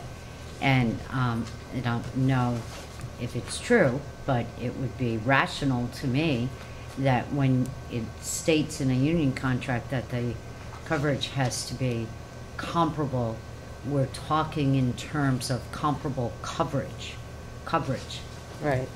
the health coverage, not specifically about the co-pays and Good whether or not, point. because I don't feel that it's fair to bind the town's hands by co-pays and such when the costs are escalating so much. But I could be wrong. But I do think it should be in relationship coverage. to the health care coverage offered by the town, not by whether or not your copay just went up $5 or No, $10. it's It's really the- the no, cost, no. when you negotiate a contract, it's all about dollars and cents. And so, these employees have in place a program where they know what their costs are. They have coverage and costs. So when you're talking about comparable coverage, yeah, you can offer your employee comparable coverage and have a $10 million copay. You follow me? So it's cost and coverage, not just coverage.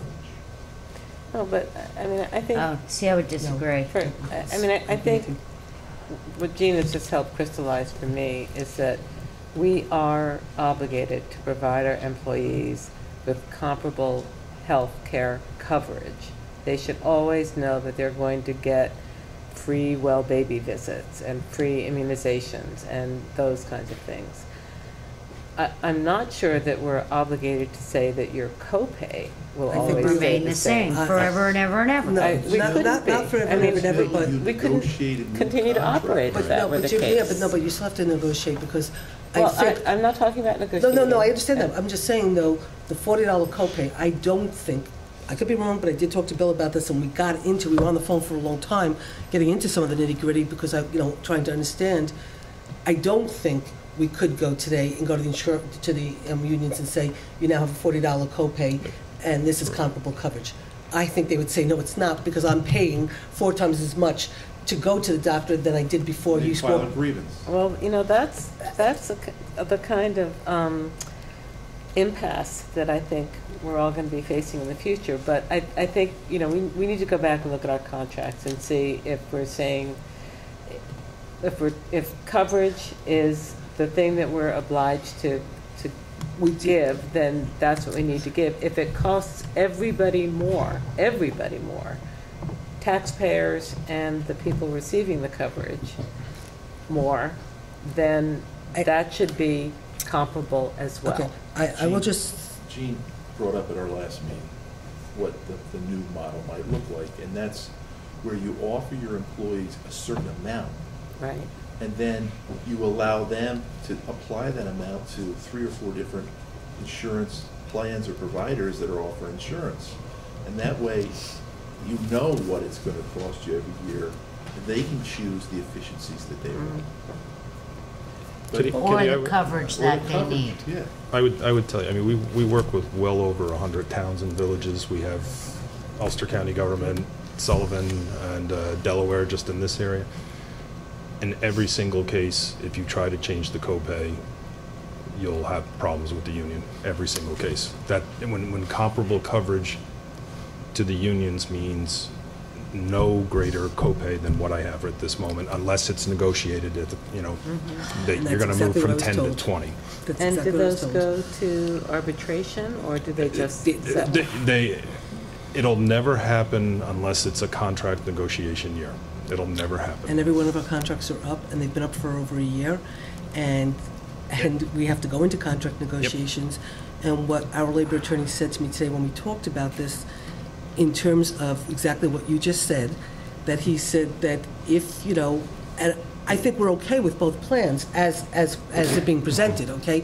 That's why when Bill and I talked about the 75%, the 100%, we're actually going over, and we're not, they don't have to pay for anything. Right. And like I said to Bill, well, that's overcompensating, Yeah, kind of stuff. So the 75% probably equates to sort of the equal of the copay. In this particular case, because we're covering the difference for the copay, the $30 or whatever. But Bill was very clear. He said, if you really screw around with it, he goes, you're going to be paying me, lawyers' fees to go to arbitration with the unions because they will go to arbitration. Well, the other So- side of it is that we've made it pretty clear there will be no new hires in this town until we have new contracts in Well, place. that's okay. Right. But I mean, again, right now, it's not going forward so much because we'll negotiate. we're changing the insurance right now under an existing contract. So we have to just be careful that what we present is comparable, Yeah, so right. nobody, This- is We're- comparable, so nobody can right. say you broke the contract. Okay, so we have to wait another year to literally change the copay. That's If that's what we we're want to do, Right. sure, yeah. Right. Now, what I'm hearing is that for a January 1st renewal, we can't change the copay cost because we're in existing contracts, even though they're Right. expired. So it's not negotiated yet. So we can't change anything, so we have to wait another year, But so that's why Before- this is assuming a $15 copay. which is rounded out because some pay more and some pay less. So it's only an average, but it'll really be what they're really paying, Right, okay. This- equivalent this- to what they're paying. This plan was created, to be Okay. able to match or better union plans. Union plans. Union Okay. plans. But you're not really teaching the employees any new insurance mindset. Absolutely, but the high deductible plan, the issue is, even the only time I've seen the high deductible plan work in a union situation is when the entity decides they're gonna pay 100% of that. And then you're into a death spiral, because now people have free insurance. Every time you get a hangnail, I'll go Right. to the I'll go to my doctor, I'll go to a specialist. I have nothing at risk at that point.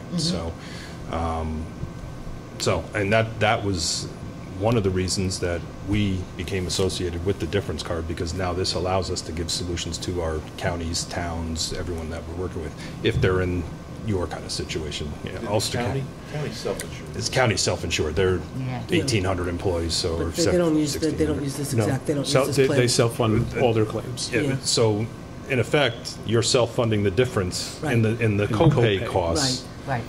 The county's already self-funding everything that they're doing. They made that switch, 2 years ago, I think. Yeah, we, 3 years ago. It was 2 years ago Yeah. for that. 3 years ago, we did we broke off the pharmacy portion and self-funded that first, so.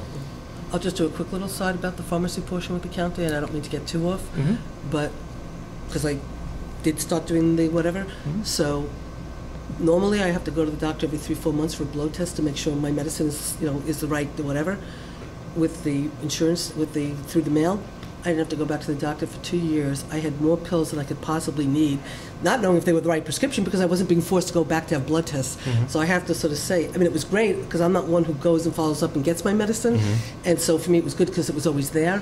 But on the flip side, by doing it through the mail, it really doesn't force you to have to go to the doctor to make sure, it doesn't help to monitor. So it's just a little aside for you guys to know. They should only send out as many as the doctor put on the script. Yeah, but they send it to you every single month without you having to go Yeah. back for a blood test to see if it's the right, Right. level and right medication. And I have to tell you, they don't send just. I have been out of the legislature for 11 months, and I think I just went to the doctor to fill my prescription because that's how many pills I had remaining from the mail. Right. Okay, That's just a little aside. So Okay. it's when you work with the county. okay, no problem. So, getting back to Yes. this. We're on You know what the page 9 and a baseline half. assumption is the coverage in any of these categories any different than the current plan? No, It's going to have the same differences that Paul pointed out on the first one. Some of those. correct. Some are unique to the Outline. Trivantage plan. Yeah, Trivantage is, I got to be 10 years old now. I mean, it's an older plan that's out there, and, they're not, nobody has it anymore, basically, That's when so. everybody They could don't buy have a it because it's Cadillac. too expensive?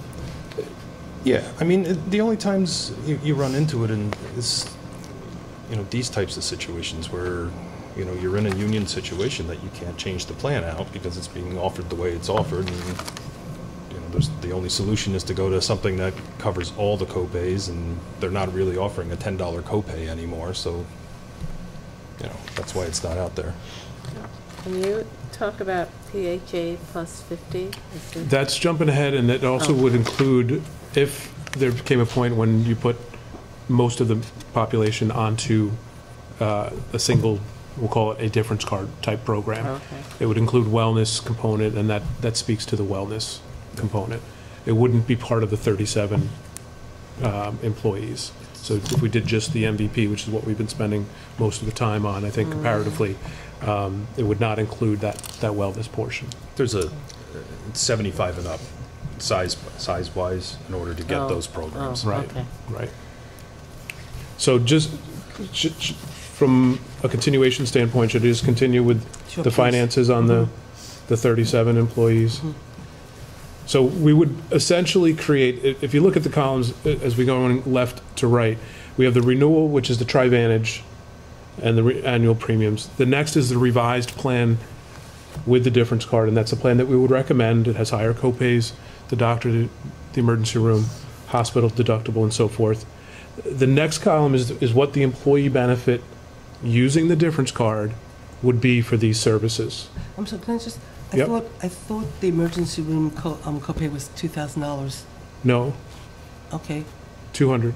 okay, when I was on the phone with Bill Wallens today, he told me 2,000, but okay. Yep, no, it's 200 under this MVP plan. But the column, when you're speaking about a union environment with benefits and contractual obligations and so forth, this is the column. If you take a look at the renewal without the difference card and then the employee benefit with the difference card, the variance becomes 15, which, as we mentioned, is sort of a benchmark that we're using. The $50 emergency room remains a $50 emergency room copay. The in-network hospital remains $100 for the employee. And then beyond that, if they're in the hospital setting, it's 100%, just like it is today. So from a change standpoint, we haven't changed an employee or a member's responsibility for the services that they go for throughout the year. Pharmacy is not noted on this, and I'll just reference that the pharmacy benefit would not change. I'm sorry to be, so I can understand, going back to the emergency room, Yeah, will you show the $50 or the 60, but in the revised difference with the card where it's 200, the town is picking up the difference between the 50 and the 200? yes. So the 150 is the town? 150 That's why would be it's the not town. impacting the employee? That's because we're correct. picking up the difference? That's correct. Okay. That's correct. Yep. So, and in that category, in the emergency room, to speak to that specifically, what we see as far as an average use in the emergency room category is about 12.5%. 12.5%. When we have 37 contracts, 12.5% of that is, I don't know the exact number, 5 or so. We would anticipate 8. 8 times you'd make up the $150. If it became 10 times, you'd spend an extra $300. So again, this is where it's increments. When they occur, you make up a difference. If they don't occur, great. Okay, but you're making up $150. So one of the differences between this approach and sort of staying on a copay-driven plan is when an emergency room or a hospital type event happens. Whether it's town money that's being spent or employee money that's being spent, those events obviously are more costly. You know, you're going for surgery, you're going to spend more money in the hospital for those services. The insurance carrier is going to end up paying more. You typically end up paying more out of pocket. And if there's a reimbursement type of arrangement, whatever it may be, there's more reimbursement dollars going towards that event. So one of the differences is, and these events don't happen often, I'm sure Paul would probably agree, that when you're talking about people who use their entire deductible, whether it's that model or this model, we're not talking about a huge segment of your population. There's not a huge segment that's going to use the entire deductible. Most I'm a people... little closer to this population, and I may have to challenge you on that one. Well, for HIPAA reasons, we won't go into any specifics, but We know just by looking at the renewal that there was a claim over $100,000 for this group last year, so you know that. and- okay, so that, yeah, that's one claim and 37 contracts. I'm anticipating 4 claims satisfying the entire deductible, so it's over 10% of the contracts. Our book of business here averages 3%. So 3% satisfy the deductible, we're anticipating 10%. So it's 4 contracts. We're also anticipating 2 of those large claims. We know one occurred. I'm assuming that another one is or will occur next year. There definitely will be one, if not Okay. more. So, and those happen. That happen in every group. When you're talking about catastrophic claims, to keep the employee at 100%, just like they have today for that catastrophic type of event, under our model, they'd pay $100 just like they would today. and they go in and have their services, all the services that they need, and the town would reimburse the remaining portion of those that are not covered by the plan, and then the plan covers all the rest, 100%. It could run up to $1 million for that claim. So our out-of-pocket responsibility for the employee remains $100. Our being the town. The difference card program, if an employee goes in for surgery, and it's a major surgery, They pay the 100. they would pay the 100. The town would pay the remaining portion, which in this scenario is $1,900 of a deductible and $4,000 of coinsurance. So $5,900 would come from the town. So here is the 2,000 deductible. Yes. It's Does just, not apply to the Okay, emergency it's not the room. copay, it's a deductible. Right. right. Okay, So it you're did say paying, 2,000. That's what you were looking at. Yeah, because I was you're trying to paying figure the it out. difference. The But it's not employee's paying it's not that. emergency room. You're Susan. paying that. Right, Right. right, but I And was, yes, it is a $2,000 deductible. I knew that's what I knew he had said 2,000. Yeah, I'm sorry, you said emergency room specifically. Yep. I did say co-room, but I said copay, but it was specific to the emergency room, and I knew it was $2,000. so I No, just- not emergency room. I want to be very clear. Okay. Emergency room's Okay. Emergency I was room is in a on that. $200 copay. Right, okay, but it was in the hospital, it was 2,000. In the I just knew hospital, it's a $2,000 deductible. deductible, that's correct. So the employee responsibility remains $100. So even on the funding of 75% by the town, that employee responsibility would be $375.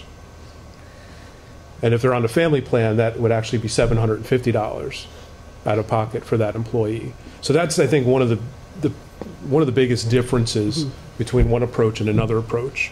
Our approach would say if you go in and have that hospital event under this plan, because I think that's where if people pay their copay and they have it funded by the like a lot of that's pretty smooth and you can probably get through that going to the doctor, going to the pharmacy, things of that nature. When the town dollars stop and the employee is now responsible, each individual has $375 that they would be responsible for, and each person who covers more than themselves, which is the majority of your population, would be responsible for $750.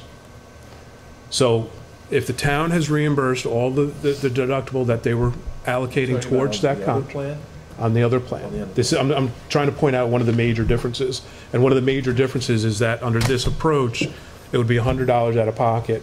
The difference card approach, $100 out of pocket, just like it is today. And on the high deductible approach, it would be either $375 if it's a single contract, or it would be $750 if it was a family contract. And that would be upfront and sort of out of pocket in one fell swoop. So that's where, and if it happened immediately, you'd come in and that person, I'm sure, would have something to say, where last year was $100, now it's $700, $750 coming out of my pocket. As far as the administration, what the employee is responsible for, not a lot of difference if they go into the hospital. They need to get the explanation of benefits from MVP, they need to submit it, and then they need to be reimbursed. Can you drop down now to the in-network where the 80% of 20,000? Yep. Right now, after the copay on the difference card plan and approach, the carrier covers the rest of the charges and services. So the employee today pays $100 and everything else is covered by the insurance carrier and paid by the insurance carrier. Under the recommended difference card plan, after the $2,000 deductible, it goes into a co-insurance arrangement where MVP covers 80% of the charges of the next $20,000. The member would be billed 20% of those charges of the next $20,000. Okay, so for somebody who might be having major surgery, that can run into hundreds and hundreds and hundreds of thousands, It's capped at Yep. $4,000. it's Capped capped. at at four. The total bill could end up at Okay, but $200,000. the cap for the town is 4,000. $4,000. And Correct. that's where Kevin's anticipating 2 of those events happening to you in 1 year. So that's, you see the $8,000 reimbursement, expected difference card cost of $8,000. If you only have 1 next year, then it's $4,000, so.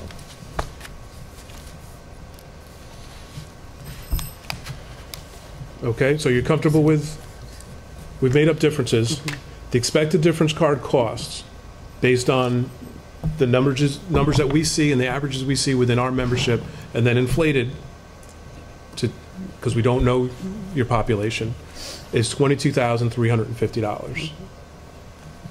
That's what we could reasonably expect to reimburse based on what we have historically seen over almost 9 years and thousands of members, applied to your 37 contracts. It's $22,350. So that leaves you with a net savings of over $123,000. And one of the unique ways, or unique things about the Difference Card program is that we generate our revenue.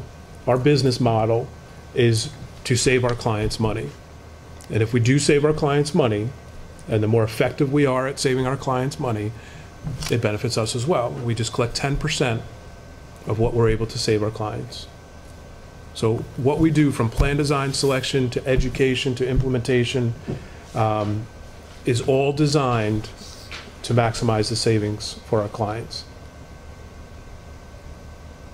Reimbursing uniquely at a doctor's office versus an emergency room versus a hospital event is an effective way to maximize savings.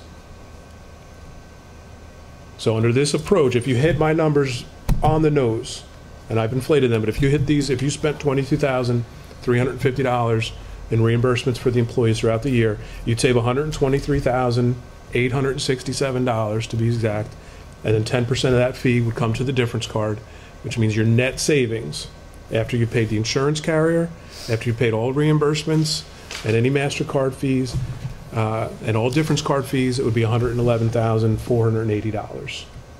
So the net expense would be $520, $321 to the town? That's correct. Am I looking at the wrong page? Because I don't see that. You probably want to go, yes, you want to go 2 more pages, Here. Gene. I'm It's sorry. right here. That's the one with the night shift, Gene. Yeah, that, It's on that, it's on page that page 9. included the night shift population, Gene, but now that's the page that we're looking Okay. at. So if this, you need to explain this to me. Mhm. If you, okay, run through this again. So if we meet what you anticipate Yes. our utilization to be, and you save us money, the town has to put 10% of the savings on the Difference Card. No. Then, okay, that's what I The misunderstand. 10% is how the Difference Card gets paid. Up to this point, you haven't paid the We paid Difference it up to Card you. hasn't made any money at this point. They're making 10% of the savings. So they're vested, they have skin in the game. They're vested. Who? The Difference Card. The only way Kevin's company is going to get paid is he's going to get paid 10% of the savings that he affords to the town. Okay, so you're a private company, not a broker. That's correct. We're the correct. broker. Terry's- We're If you- strategic if you could- partners. Can you do a little bit, because Gene did get here late, can you do a little bit of just the introduction about? Yeah, sure. So, Gene, Well, Terry's from Rosenkiernan, the broker. One of the products that Rosenkiernan has available to them is the Difference Card, which is where I'm from. The heard name of this our firm is before, Employee too. Benefit Solutions. We've been around for almost 20 years. We're located in White Plains. We developed, we designed, and we created the Difference Card. We administer it. We allow certain brokers access to the program to sell the program. It's our product. And the way that we generate our revenue is by saving our clients money. I see. And we've been working together for about 2.5 years. When we talk about the projected savings, I think on our entire book of business, I think we had projected like $3.8 million worth of savings for our clients, and we're actually at like $4.6 million in savings 4.4, I somewhere. think. 4.4. Yeah. So in savings for our clients. So these numbers, you know, again, you're going to say, okay, we're a group of 37. We're not a group, you know, we're not part of, 80,000 people can be a little bit more predictable, things along those lines. Kevin has inflated these numbers, I would say, on every single one of my clients that I have with him. It's been right in the ballpark. I mean, if he's predicting 111,000, if he did a bad job at it, I would expect to be at $101,000. But more often than not, that 111 comes in a little bit higher. Okay, but when we put the money on the Difference Card, am I paying MVP or am I paying Kevin's company? No, there's no. What am I missing? Right now, it's very simple when you purchase health insurance. You have a single MVP premium that you send to MVP. Yes, And it's expensive. yes. So different approaches, there's several different approaches, are to compartmentalize your health insurance purchase, meaning let's buy a lower premium. Let's send less money to MVP every month. But Okay, rather so wait a than, minute, are you saying that you don't have a relationship with MVP? You have the relationship with MVP? Yes. Who, okay. Yes, that's it. It's, we, as your broker, would help you purchase the lower cost plan. Then Kevin doesn't really care, he doesn't really need to talk to MVP. You know, all he's really doing is reimbursing the employees to make sure that they're back to what they're used to in their regular copay and what they would have paid when they went to the hospital under the current plan. So So they're Okay, funding the so- credit card and managing the credit card. the town will fund you're the funding the credit card. The town is funding the credit card. We manage and administer where it will work, how much it will work for. Okay, so those kind of your things. insurance company is getting the commission from MVP, and if you save us money, we're paying you that one. That's correct. I see. That's correct. Yes. Okay. Yep. Yep. There's no financial arrangement between Rose and Kieran I and the see. difference card, either way. No. Uh-huh. And there's other things that are built into the plan as far as, increased cost savings. There's concierge services where if that person does have that $100,000, surgery, and you do owe the, $5,900, was that Yeah, what it was? that's the total. $5,900. The town owes $5,900 towards that person's deductible and co-insurance. They have a group that's calling up and trying to negotiate an early payment, let's say. Hey, if we send you this payment today, can we get it reduced by 10%, 15, 20%? And, so they're constantly looking to save money because they're going to get 10% of that back into their pockets too. Okay. Sorry, I understand that. Okay.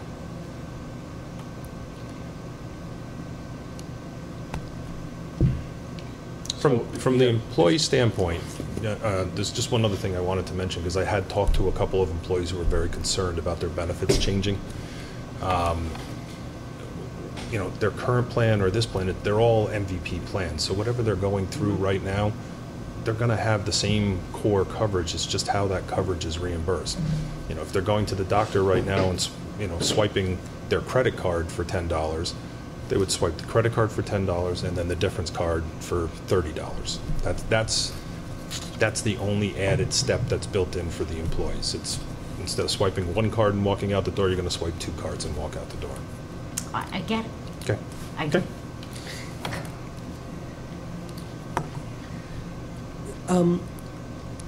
I guess one of the bigger concerns, just starting out in a way, was like in a way that Paul was able to somewhat quantify what our risk would be going to the high deductible, which was like a $45,000 sort of cap. We'd never really exceed that.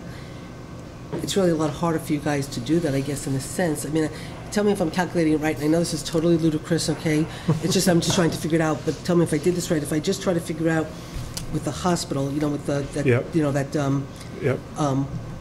The big one, if every employee ended up being in, and I know this is not going to happen, I'm just saying, but if every employee was in network, and we had to make up that difference of the 4,037 employees, that would be like $148,000.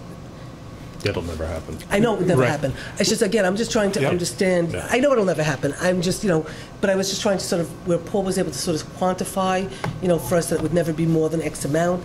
And I think part of mine and Jean's discomfort level at the beginning, with not completely understanding this, was how do you define the town's liability? Yep. And, I don't think you were able to answer that question. I mean, I sort of get it in a way because you really can't, but, Here's what we do, and maybe this will Okay. address where your concern's coming from and provide a certain maybe level of comfort or understanding at least.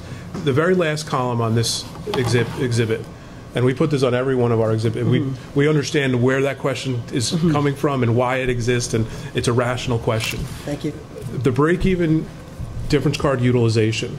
We come in and I say, I think I'm going to save you $111,000. And I've been doing this for a long time, and we've been very successful. And I know how it's worked previously. I don't have a crystal ball about how it's going to work here.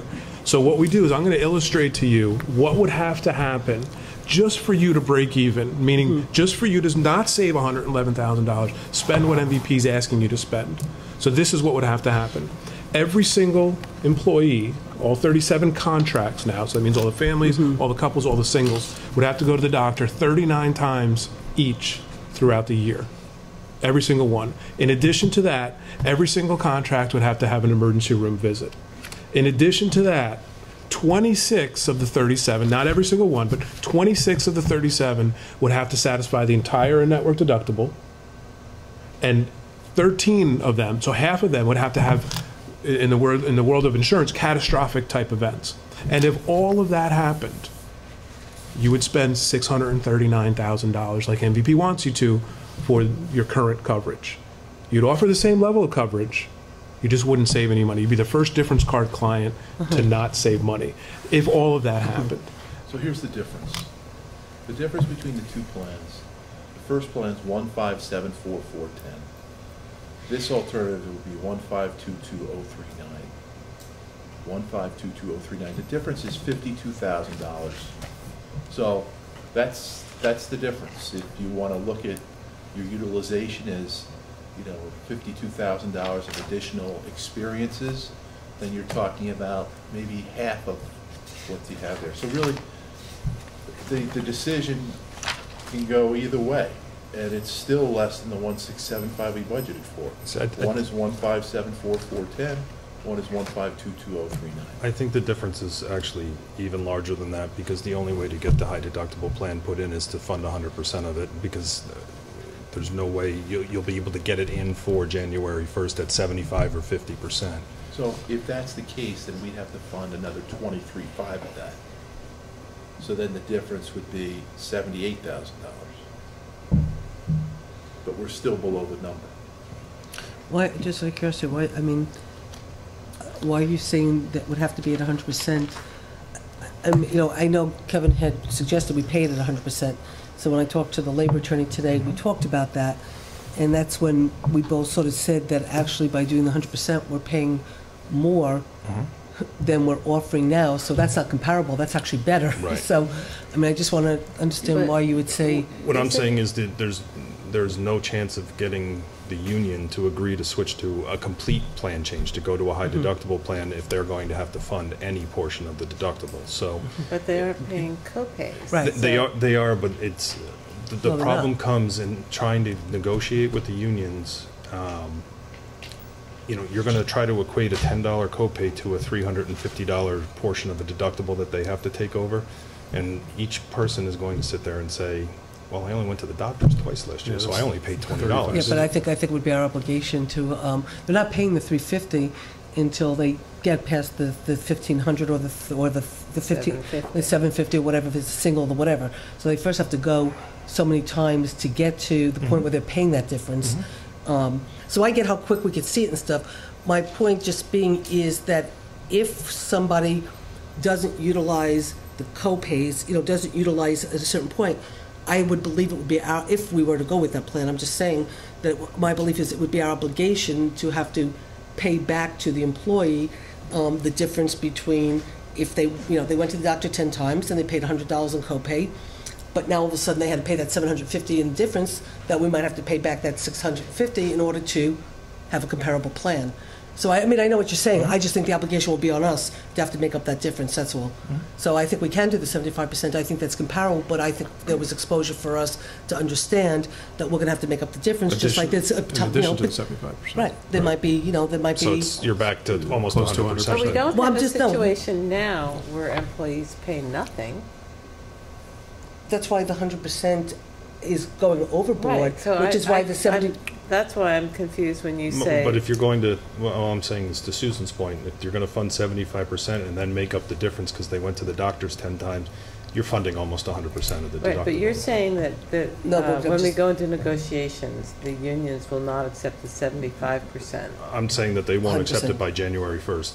But see, right now, it doesn't matter. I mean, this is, I mean, in a way, where we're at, we have to make a choice because we have to offer We have to something. pay somebody something on Well, January no, 1st, right? no. Come December 1st, we have to let the people choose what they're Oh, doing. right, Okay, right. by December 15th, we have to deduct out of the paycheck that they get January Right, 1st, right.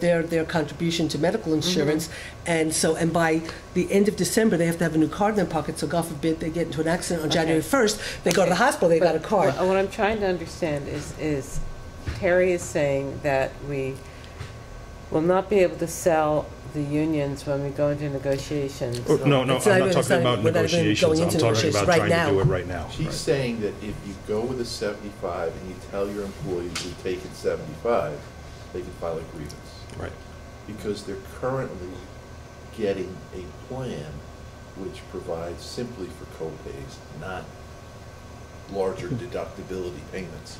That's why, when I started this conversation earlier, if you really want to offer them what they're getting now, you would pay 100%. Like Susan said, that might be a little bit more. Really, there are two issues here.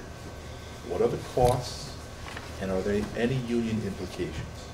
So, in my mind, there are no union implications with this plan or Paul's with 100%. Well, And I think there might be. you do? It's okay. Yeah, I do. Okay, and then, Okay, well, why don't we let, this is what I'd like to do. I'd like to let Kevin sum up what he wants to say, see if the board members have any other questions, Okay. and then I'd like just, We you have have a the lot more to opportunity do to, tonight, too. to sort of say something, and then I want to not make a decision right this second, because I want to let Bob come up, and he has a couple of things that he has to do with us relative to our municipal insurance. It shouldn't take all that long, but I wanted, because I have to sign. If you'd rather stay with us. No, because I'd really like you to come, we can get you done, whatever, and then we can go back to having a discussion amongst the board, and you guys could stay, or you can't, but, so let Kevin finish up, Paul, then you could respond, then we'll take a few minutes of break, go to him, then we might take a little bit of a break, so, and then come back and make a decision. all right, so under the, under Paul's proposal, with a 75%, with a $1,500 and $3,000 deductible plan through MVP, where the town subsidizes 75% of that $1,500 or $3,000, depending on if it's an individual or a family plan. The cost to the town would be $1,574,410. If the town had to finance 100% of the deductible, it would be $1,597. The cost for the difference card, which is the current MVP insurance, right, with the same coverage, right, and no union implications, would be $1,522,039. So it's either a $52,000 savings compared to the 75% town pay on the deductible, or $78,000 difference, $75,000 difference if the town pays 100%. So, to me, we can save money under either plan. The key issue here is whatever we agree to, we don't want to have any union implications. So, I just want to make sure we can fund that 100% somehow. Do we need to get a re-quote, or? Well, Okay, so. let me just spit out the one issue because we're looking at the 37 employees, and my understanding of looking at the 37 employees is that in your contract, NISHIP is the base plan. And then you can have an option to NISHIP, which is the MVP plan. It does not specify benefit levels. It just says if there's a lower cost option that That's you with the want. police. That's not the, no. That's with the police. Just police.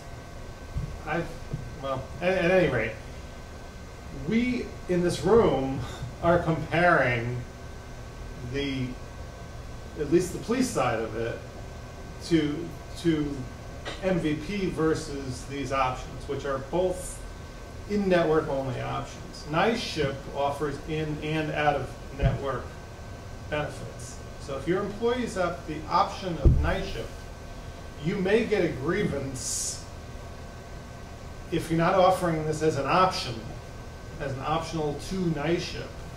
You may get a problem with the fact that none of the plans that we're discussing tonight have out-of-network coverage. We're not It's changing the only NISHIP. in-network coverage. But we So have 50 I just want to make sure that we're all clear that if we're not comparing NISHIP No. to these plans, we're comparing kind of MVP to these plans, and those are pretty. We have 50 NISHIP employees that will stay with NISHIP. We have 37 employees that we're in a position now to give them the same coverage and save money by using a different MVP plan. Your MVP But do plan, those employees still have access No. to change to night shift? we have to offer comparable coverage to the other 3 unions we have, plus the non-union workers. And Bill Wallace checked the contracts on those. They're not required to offer an alternative night shift plan. Night shift typically is the base plan, not the alternative. MVP's always been the alternative to night shift. Right. So I just want to make sure that we're comparing it to the right thing. If we're not comparing it to night shift, then we might have missed the mark a little bit. If it's an optional plan, and I feel that either one of these plans could be sold to the employees and say, hey, this is your option, and we think you should stay with this option for this reason, and then negotiate further. I mean, with the down police, road. we have no choice. It's night shift, and they could take MVP, Right. and then they pay the differential. With the other employees, it has been, you could have night shift or MVP. And Jean feels very strongly that it should remain the same. She's not willing to take away the choice from the employees, at least not right now, as we move forward. And Jean feels very strongly. Now, there might be other board members who disagree. It's okay. I've been outvoted before. I really don't care. No, but I think it's important for, I mean, I think, if I understand, Kevin made a statement that you aren't necessarily in agreement with. I mean, Kevin's saying that we're not going to offer night shift to the other employees, but that decision hasn't been made because you believe we should offer it. So it's not a conversation we've had. That's Actually, all. no decision's been made. That's the We're point. talking That's the about. point I'm trying to say. Very good. But we can still offer night shift if the employee wants to pay the We can. difference. There are certain board members who don't want to do that. There are certain board members who do. I'm just saying the decision hasn't been Well, made. We have to talk. Those are the things we need to actually get to. I know that, but tonight. Paul just brought it up, so I that's know. why. Right. So is there any other thing, Paul, that you? Well, that was the one. I just didn't want to miss that point when we're going through our conversations about. You guys know your contracts better than we do. Right. You guys need to know, are you are you putting in a plan that's comparable to night shift, or are you putting in a plan that's comparable to the current MVP offering? Because if you're putting it comparable to the current MVP offering, I think we're fine. If you put it comparable to night shift, neither plan offers out a network services, Right. so I just want to make Well, just as sure long that- as we offer night shift, then we have no problem. Well, So, but what I would like to do is. do you have any more questions? I would like to begin to have a discussion here about what direction we would like to go in while the guys are still here. Okay. Do you mind waiting, though? I mean, what I'd like to do is bring Bob up. I think we can nail Bob's stuff very quickly. Then I'd like to Not take just a from what little I'm break. seeing from Bob's stuff. I mean, Oh, Bob's stuff is pretty easy. well, the reason our insurance rates are going up so high with Bob is that we've had one claim after another No, from a it's- certain department, and I think we need to go into executive session about it, because it's really upsetting me to see how it's coming back to bite us. But that's So- irrelevant to what the But I decision we have think to make. it may take more time than, But all we're No. talking about is the renewal price. Yeah. We can't change it, alter it, or ask for a better rate. The only reason. yeah, no, but, no, I mean, no. people are declining to cover us. Yes. Yeah, so So that's- you talking to the departments is a whole different Yeah. discussion. The reason why I asked, just to put this aside for just 1 second, excuse me for one, guys. Bob came in with a plan that he recommended that is less money than the company that's covering us right now. Okay? Because of the fact that we had so many claims, the company increased the rates and said, we're not going down because you've got too many claims. Another company that we used to use a long time ago chose not to even bid. Right. Bob's got a company that was willing to bid. It's a couple of different companies that are willing to bid at a less cost. But when Bob and I talked about it yesterday, when he was having me sign all the papers and then wanted me to sign the actual contract, which I said, hey, I won't sign a contract with the board authorizing me to anyway. But when we talked and he explained that this one particular company that we're using now, that's rates went up, that they're a great company, they've served us really well, they're really phenomenal, and he's sorry to lose them, but he's coming in, and giving us the cheaper cost. I said, well, then, you know what, I really would like you to come tonight, because I'd like for the board to just talk about this for a quick second. There That are when you- no quick seconds at this table. Well, really, It's just no, hard. at the I end of mean, the day, you just have to make a decision whether or not you want to go with this new company No, that we Bob have- feels comfortable with, but doesn't have the level of service that we've had, or you're willing to pay a little bit of extra money to stay with the company we have, and knowing the kinds of service we've gotten for years and years and years and years. And that's just a decision the board has to make. So it would take probably about, 10 minutes for Bob to present it? But if you want to do the insurance, we'll do the insurance. I'm throwing that out as an option, so we well, can I do mean, his, and then we can take a quick We've break. now talked about this for two and a half hours tonight and an hour last week, and you guys have put in a lot of time on this. Are you, and so are the three of you at all comfortable in making a decision? You know, I think we have to make a decision tonight. We have to make a decision tonight. We have to right? make one. Oh, We have to make it that's- one tonight. So, Do you have any questions to ask? I don't, I mean, I like the idea of the high deductible because I think it does show our employees what things actually cost, and I think that is an important education step, particularly if we're thinking about changing the way we do things in a year. But I think we're going to get a lot of pushback on it. My suggestion, I don't care which plan we go with, as long as there's no union pushback. I don't care. Do you Well, want to, before you, okay. do you want to ask any more questions, or you want to offer any opinions, or? No, I don't have any questions, and I don't think I'm gonna vote because I want to talk to some of my buddies or an attorney tomorrow, so I'm not gonna vote. well then, If you want a decision tonight, you three.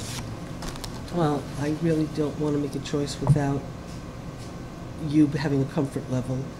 I feel very comfortable after all the work I've done today and my extensive conversation with Bill. I feel comfortable with both, and I feel more comfortable with the difference card than I felt going in. But it's really important to me, because I value you incredibly, because I know this is something you do for a living. Susan, I know this is something you take This is seriously. not the week to value me, Well, obviously. no, but Jean, I do value you, and when it's not the week, when you feel that way, that's the time to value you more. Okay? Okay, and to let you understand how important you are to this board and how important your point of view is to this board. And I know this is an issue, you know, very, very well, and you take very seriously. So, let me just, I mean, we really do have to make a decision pretty quickly. You know, tomorrow's, I don't think anybody wants to meet tomorrow night. no, but I mean, if Jean is saying she needs 24 hours to make phone calls, I'll come back in here in the middle of making my apple pie tomorrow and vote. I mean, Jean is the most educated person at this table on this issue. And I certainly don't want to see you abstain on the vote because you don't feel you have enough information. So how soon do you think you could get back and be comfortable voting? It depends on if I can, you know, tomorrow's the day before Thanksgiving. I know. Is there a way that we could potentially meet on Monday night? I have another meeting Monday night. I have one question. Do we have to get a re-quote for MVP for 100%? Yes. You're gonna fund the HR at 100%, I'd have to get that through MVP. I would be opposed to that. I think that that's just, you know, I mean, I would go to 90%, but I do think people just need to see the bill. You have to understand, though, I do, the union issue. I do, We don't want any pushback. I understand. Well, And see, I think there's a difference. See the bill here. There's a difference. People need to understand the changes that have occurred in healthcare.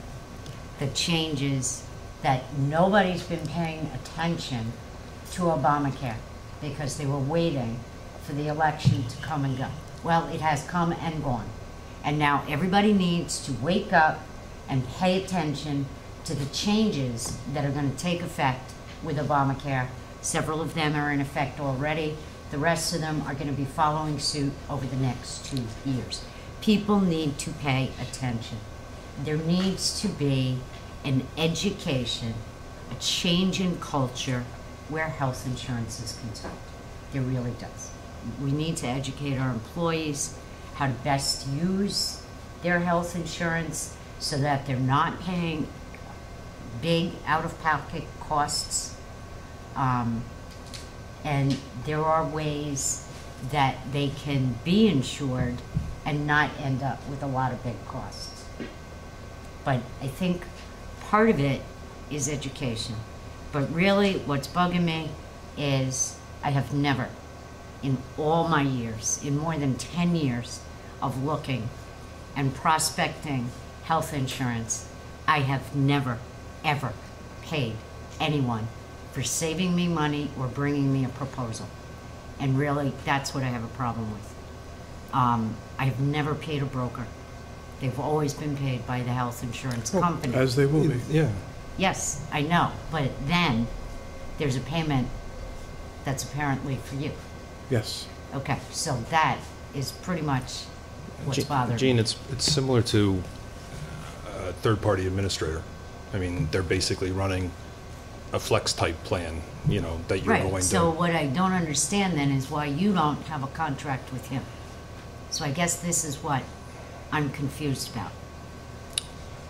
I guess, Gene, what I'm a little bit confused about too is I'm offering an HRA, they're offering an HRA. It's the same thing. You guys are funding through a health savings account, stay with me, through a health savings account. You're either funding it in a lump sum or you're funding it a little bit at a time, but you're funding a health reimbursement account, right? The health reimbursement account fees that we are asking for to run that card are about the same as what the difference card is asking. It's about $5,000 worth of fees, and that's for the use of that card. What is not in my HRA proposal and is in their HRA proposal is that 10% of the savings. It's not, that 10% is either going back into savings for the town or better benefits for the employee because they're getting their services covered at 100% after the deductible, where the other plan has 20% coinsurance up to a large amount. So I'm with you in that, you know, our plan is an HRA, their plan's an HRA, but they have an additional 10% of that savings that's built into it that I'm not. But your plan, I think I wrote down, is $70,000 more. At 100%, 75,000. On 100%, because Right. But I mean, at 100%, you're taking out all the co-payments that the employee would pay. That's your so $70,000. that's why I'm thinking, I mean, if we went to 90%, do you think we would get a pushback on this? I mean, that has got to equal what people are paying in co-pays. Susan, didn't you say Bill Wallens was very comfortable with the 75%? We were pretty comfortable when we met at 50%. You know? No, I mean, But- Well, no, what I said to Bill was it really was more, I was concerned, because Kevin wanted to do the 100%, which he said at the last meeting, that he wanted to do the 100%. I wasn't comfortable at the last meeting with the money we took out of the budget, with the ability to pay that 100%, okay? I have since become more comfortable with the numbers since I worked on them today and stuff, you know, so I'm much more comfortable with that. So when Bill and I talked about it, and I said to Bill, I wasn't against the 100%, don't get me wrong, okay, by any means whatsoever. And as somebody who right now for the moment is on MVP, and if I kept that plan, I certainly like the 100%, trust me, you know, from a personal perspective, it's better. But what I said to Bill was, however, at the 100%, isn't that going over and above what the unions already have, because they are paying a copay, so now we're paying more. I understand Kevin, though, from his perspective. Some of them are paying 10% a month. I mean, that's not going to change. But that's different. That Okay. contribution change Okay. is saying. Gene I'm mentioned talking about and the. Terry mentioned as well, if there is no skin in the game on the part of the employee, you're defeating the purpose of this plan. And this plan is I gotta say, rated based on I have to say, utilization. I hate disagreeing with Gene. I really, really do. But from my perspective, I'm not right now, for the moment, concerned about educating my employees to the cost of health insurance. I'm with. At this moment. At this moment. I mean, I'm with Kevin in the sense, and whatever, I know Gene agrees, I'm more with, okay, let's save money, let's start to change the paradigm, let's do what we have to do. I'm less worried about educating right now, in a sense, but I still want the best plan. I understand Kevin's thought process of the 100%, because Kevin's process of the 100% just takes any union concerns off the table. Yes, we're paying a little bit more than we should be. Yes, we're not educating the people like Gene would like, but it's a particular, I don't care, because we're up against the wall. We're making a decision for the union, to offer this insurance to our unions. It's not during negotiation. We're doing it unilaterally. It's, we're coming, when we're going to make a decision, we're going to go tomorrow and say to the unions, this is your choices. Okay, so for me, it's really just, what do we do? And that's the question is, are you doing it as an option to the Empire plan, which then you don't need to worry about charging some portion of the plan to the employees, because it's an option, it's optional. You can vote with your feet. And that's it, and then that's it. If everybody goes to night shift, what do we figure out what the liability would be? Well, the thing is, we didn't even get into our discussion Right. about Let's not shove it down their what throat. Right. we're picking, so let's Right, move right. on. You're Right. picking the plan for them Yeah, and saying this is what you get. we're And- giving them what they have now. Okay, I'm gonna ask if it's okay for you guys to move back. Yep. Just so even if we decide to do this But right we- now, we it's a do board need- discussing, not like, you What I know. do need within this 24-hour period, Paul. That's if we don't make a decision tonight. I don't know what we're doing. I just want, I don't think Well- we can make it tonight until we have the quote for the 100%. I can tell you, I'm absolutely opposed to 100%. I just, I believe I said that straight from the beginning when man, Jeff and yeah, Kevin 24 wanted to fund hours. 100%. yeah, I mean, Oh, wait, You're not before we- teaching them well, anything. and also next year, The thing is, well, trying that's to go just it. is far that- way back. I know, but Next year is calling your way different, back but from you know what? 100%. Let's be realistic. Next year, we're gonna change the health plan because you know what? Healthcare costs are gonna Definitely rise. changing, They're gonna change. yeah. So, next year, then you're talking about educating the Yeah. employees. Oh, okay. So really what we're doing is we're putting it off for a year. No, Yeah. all we're doing, Gene, is we're locking in a tremendous healthcare savings this year. And then, because of all the things we've done so far this year, we'll focus on health insurance, maybe with a subcommittee, so that by renewal time next year, we'll do something completely different. Because then we'll all have a better understanding of Obamacare and what the Okay. ramifications are. All right, whatever. Okay. okay, I would like, if it's okay with the board, just take a little bit of break from the health insurance. Let's do Bob, then we'll take a quick little break, because I just think we need to take a little, and then we can come back and reconvene to decide if we want to make a decision tonight, or we want to see if we can find a way to come up with a meeting very, very quickly, so we can implement what needs to be implemented in order to have our own open enrollment and all that. So if it's okay with everybody, that's what I'd just like to do, so it gives everybody a few minutes to just okay. step With that. back. Yep. Okay, thank you. Okay, Well, so, I don't know about the others. I'm perfectly fine. Hey, Bob. okay, okay. Hello? Okay, so basically I did a little bit of, is there anything that I left out? Bob, can you just to 5 minutes somehow? Yeah, I can. You can. Yeah. tell you. Just to reiterate what Susan said, it was a challenging year this year with the property and casualty renewal.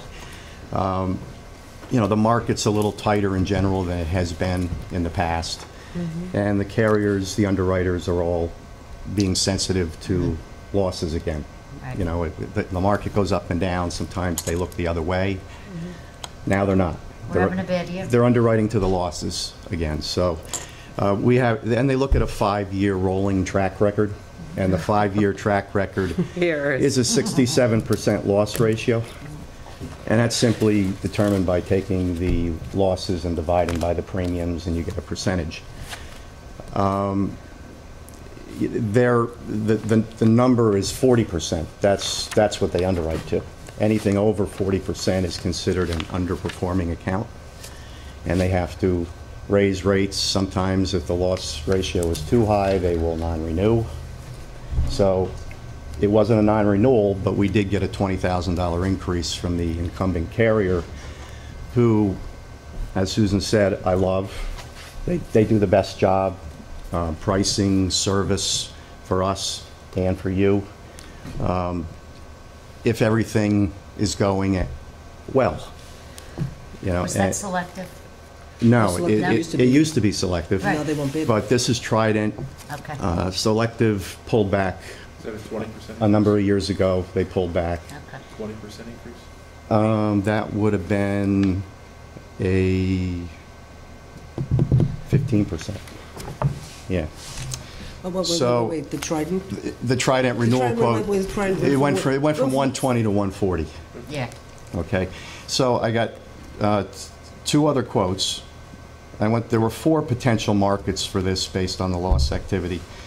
Selective outright declined, citing too many losses. We'll never use them again.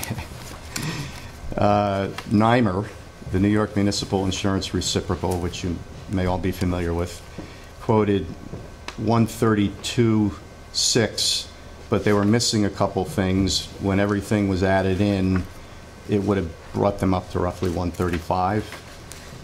And the proposed program is through an outfit called McKee Risk Management. They manage a program on behalf of CNA and Great American, and their price is $128.5. So all the quotes are higher than expiring. But I'm recommending the McKee Risk Management quote because it's the best pricing that we can get, and the carriers, it's good paper. And, you know, I have other accounts with them, so I know the job that they can do. They're not my preferred market. You know, I'd have all my business with Trident if I had my druthers, because they're the best. But, you know, in this case, you know, it's a fair amount of money, you know, and Is there any downside to having McKee? not really. Okay. No, it's not really a downside. It's just dollars It's and just, cents. you know, we're dealing through a middleman as opposed to dealing directly with the carrier. So that slows things down. What's the function of McKee? McKee is a program manager. So they somehow- underwrite it, but then the claims get settled by a third-party administrator. Okay. So it's So they drive some efficiencies, right? They drive some greater efficiencies. that's They the must. idea. That having a program manager means that they're supposed to have more underwriting expertise in a particular line of business. And that's generally it, because they don't do the claims.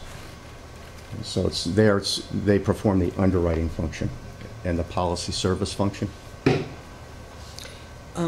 I don't have any hesitation in presenting that But I mean, proposal. just, I mean, when Kevin asked about the downside, I mean, in a way, you said there's sort of none, but when you're saying Trident gave such incredible, I mean, being that we've had a lot of lawsuits, Yeah. and it's just not the one department, it's also all the wetland lawsuits and stuff, and it's been a lot of the lawsuits that have been driving. It's this insane lawsuit that we just got that's not even relative to us because it happened in the village, but the town's being sued. Yeah. But, I mean, I'm a believer in maintaining continuity when you can. Well, You know, when the big expenses have been that a certain department keeps crashing vehicles. Can I see your budget? That's, yeah. Actually, we have a broad spectrum So of it's in there, we change it. participation there, actually. The auto's been the worst line yeah. over the last 5 years. And what was I going to say that, but I mean, and then Gene asked a question, and I'll give you the answer, but, well, I already gave you the answer, but I want to explain it to you guys.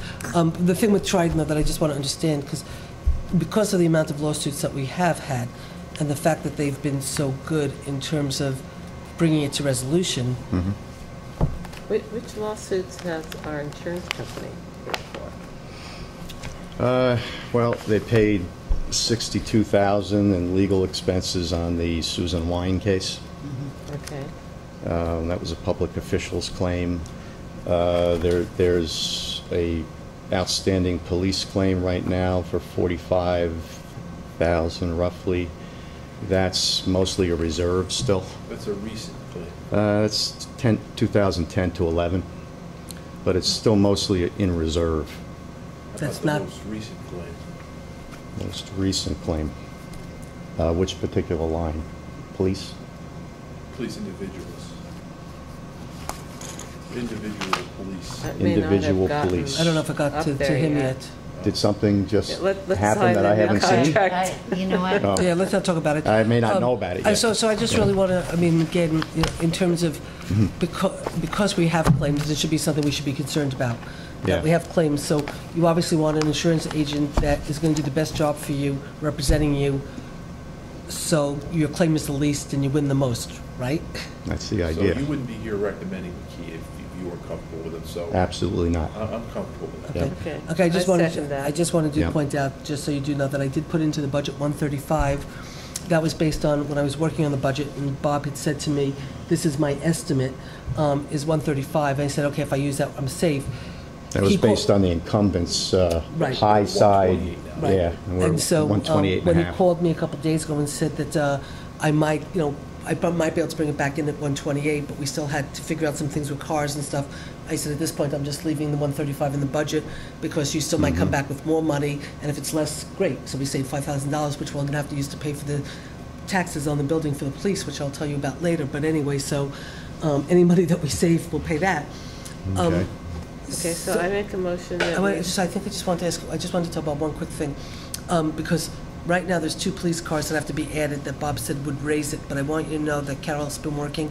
She's got They're a bunch. included already. Yeah. No, I know. The point Okay. I want to tell you is Yeah. Carol has already taken your list and already has worked on it. She's got a bunch of cars she's taking off. Good. So that's going to Right, reduce. the Audi is coming off. Well, Okay. hopefully if we still, but the Audi is not going to come off Maybe in time for us to. some older ones that went to The Audi- auction no, and... the Audi's not, the Audi's not Yeah. going to be able to Good. be in this because it has to be by November 30th. We have to sign this, and it's by November 30th, and they don't make changes, add or subtract during the year. So the Audi's out, but regardless of that, Carol's been going through a bunch, and Carol said she's got a whole bunch of cars Terrific. that we've sold that have never All right. come off the insurance policy, that nobody ever followed up on and stuff. Why Okay. can't So we she take will. the Audi out? It's not going to be. Because Nobody it's not told us to sold. take them off. It's not It's sold. not going to be. Susan, It's not you've been sold. insuring vehicles we don't Yes, operate. Yes. Okay, like that. you've been insuring vehicles up complete. I will ask Bob to repeat yesterday when we talked about, we had equipment. He gave, I spent I thought he was coming in to ask me to sign one piece of paper. 3 hours later, I was still signing papers, okay, and stuff. And, and I started to get ready for my meeting last night. But anyway, so we went over, he gave us buildings, he gave us equipment, he gave us Drivers. drivers, he gave us cars. And what was the question you said? You've been asking for a long time, but you never get the answers, right? Yes. Okay? Yeah. He asked the question yesterday, Carol already got on it today, and she said you will have your answer but prior to us signing the thing, we're going to probably be taking a bunch more cars off, so it's actually going to It's get going to come reduced down. more. That's good. Okay, so Right. Okay. I would like to offer a motion that authorizes the supervisor to pay up to $128,500 toward our town liability insurance for the next fiscal year. Second. Were you interested in those Where's optional our clerk? deductibles? Oh, I didn't explain that. Okay, if you wanted to show, I mean, I'm not interested If in you them. want but- to save a little bit more, I'm not interested in them, but I wanted you to explain Okay. them to the board because it's not for me to Our make. clerk left? I'm gonna have to write, yeah, she had to leave at 9 o'clock, so What we'll are have to the write down. options? He just wants to explain very you quickly, can so I'll raise write it the down. $10,000 public officials deductible up to I'm not interested in that. $15,000 for a credit, or you can raise it from 10 to 20 for a credit. If the difference is so minimal, it's not worth it. 1,000 on one, 2,400 on the other. It wasn't, the difference we saved. The only reason I'm bringing it up We is saved that $2,000 in you've had difference. one public officials claim in 5 years. It was a big one, but there's only It was a big only been one. So, And this includes the terrorism coverage. I see, it says here. yes. Okay, so Yeah. you signed off on that. If you bumped it from I haven't 10 to signed off on 15, You anything have else. to what's it? sign terrorism coverage. No, I'm just saying I haven't If you signed went off on from 10 anything to until 15, tonight. what's the savings? What does that say there, Gene? What? The bump from 10 to 15?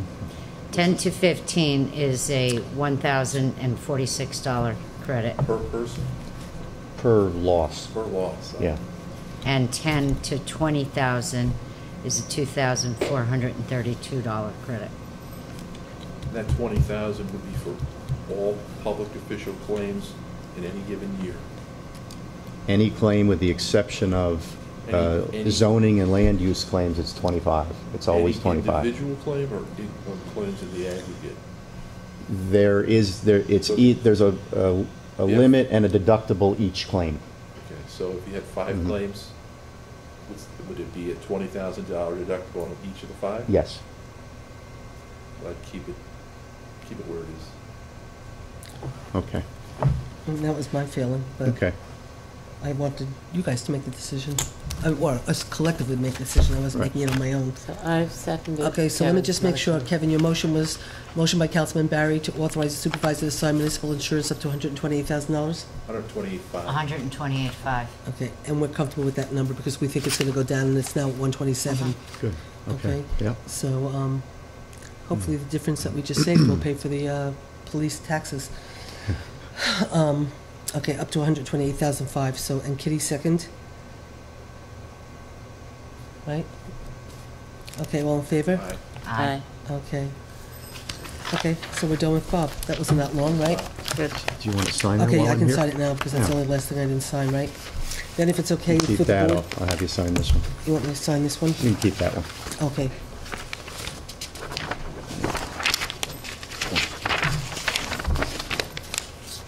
I have to sign anything else? No, we took care of everything in the Jesus. 3 hours. Let's say the 19th? 20. Okay. That's fine, right? So Thank we're you. done? Yeah, we're done. Okay, pleasure doing business with you. Okay. Can we Thank take you. a 5-minute break and then we'll come back and do insurance? Well, Jean, are you going to be comfortable voting tonight? No. Well, then I think we should adjourn.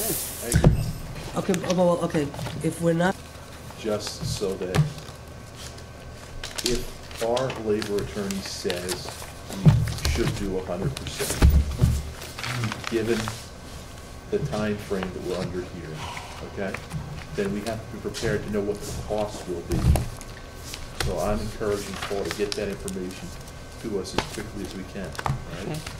Okay. And then, once we have that information, Gene, we can all look at it. oh, Bob, I'm sorry.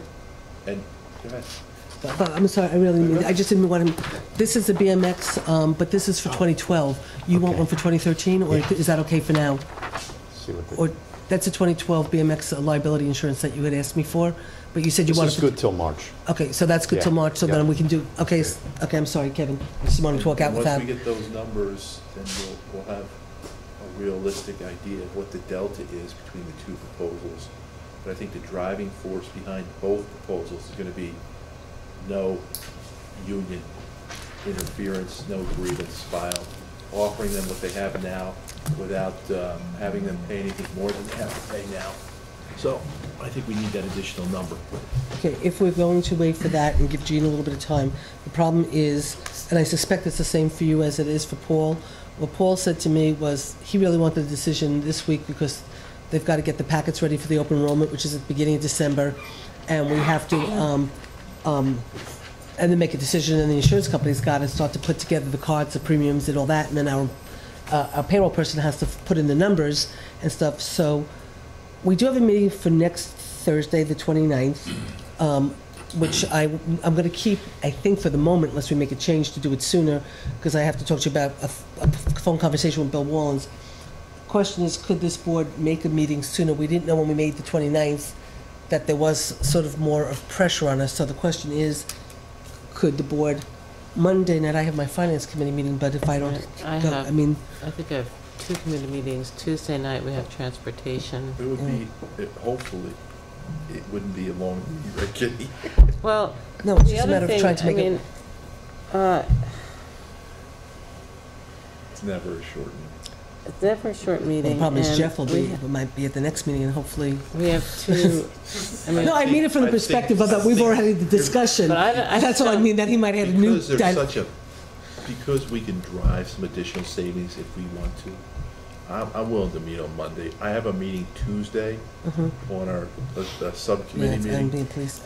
I would So- like to vote tonight and give our carriers time to prepare things so our employees can start to look at what we're doing. Let's, can you meet Monday night if we met? No, I What time? have another committee meeting, What time? 7. Here, Could, we do it 6:30? because I have a meeting here at 7 o'clock You've too. been such an No, I would optimist. like to, no, if we say 6:30, can you make 6:30? I We mean, we have to come be out back. of here in a half hour, that's all there is to it. I don't know if, I Can you think make Or it's 6:30 is public awfully access, I early, but I'll think they try. meet at the village. But next day, I mean, we I have do to be there it at for you, 7. so. We'll You be don't out have here. to do I it won't for do it me. for you. You have 3 We have people to be. here. Jean, All right, I don't want to be here unnecessarily either, but 20 minutes, 6:30? I'm just trying to see if it works for Jean, because she has the long drive, so I'm asking Jean if she can make it at 6:30. It's also assuming we have the number. Yeah. Can you make 6:30? I'll try to be here. Might be tricky. Okay, we'll I mean- schedule 6:30 on Monday night, and we'll just go from there. Okay, and whoever makes it, but the 3 of us can make it. You can make it, I well, can make it, it's and Kevin can critical make it. that Jean be here. I mean, Well, it's that's more fine. critical that Jean be here than I be here. So if you want to do it at 7 o'clock, and to ensure that Jean can be here. I have my finance committee meeting too.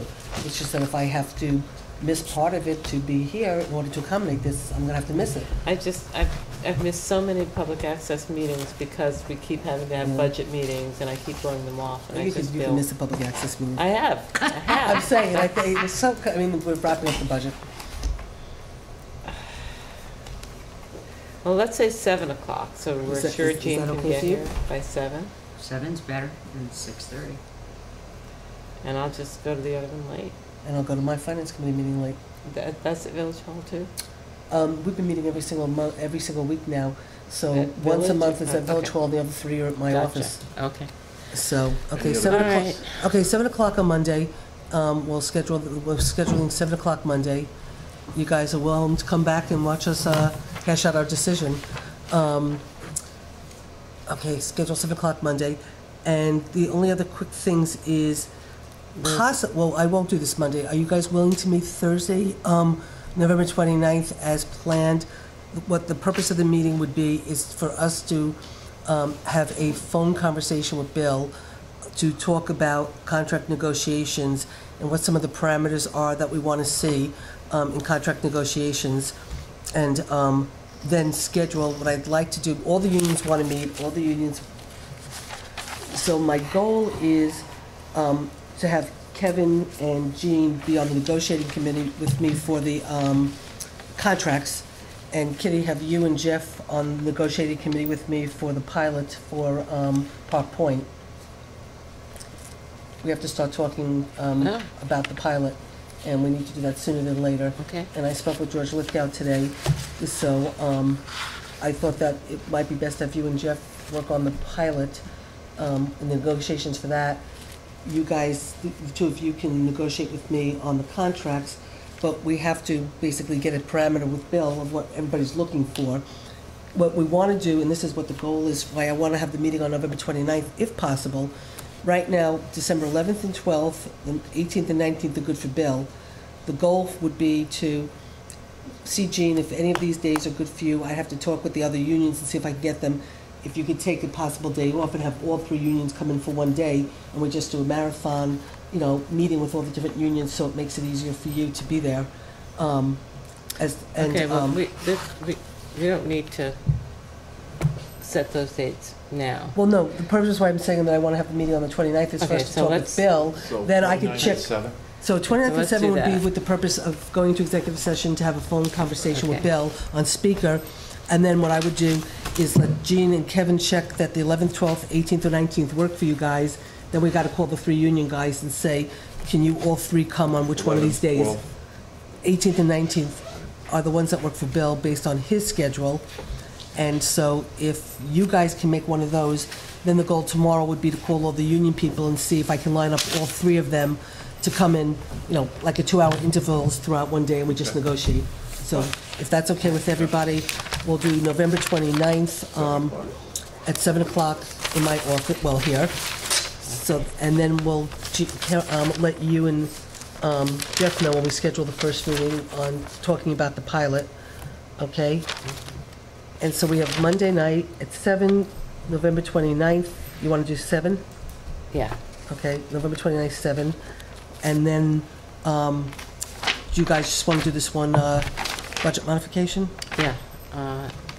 So this is for, This is for moving, there was an increased expense and revenue.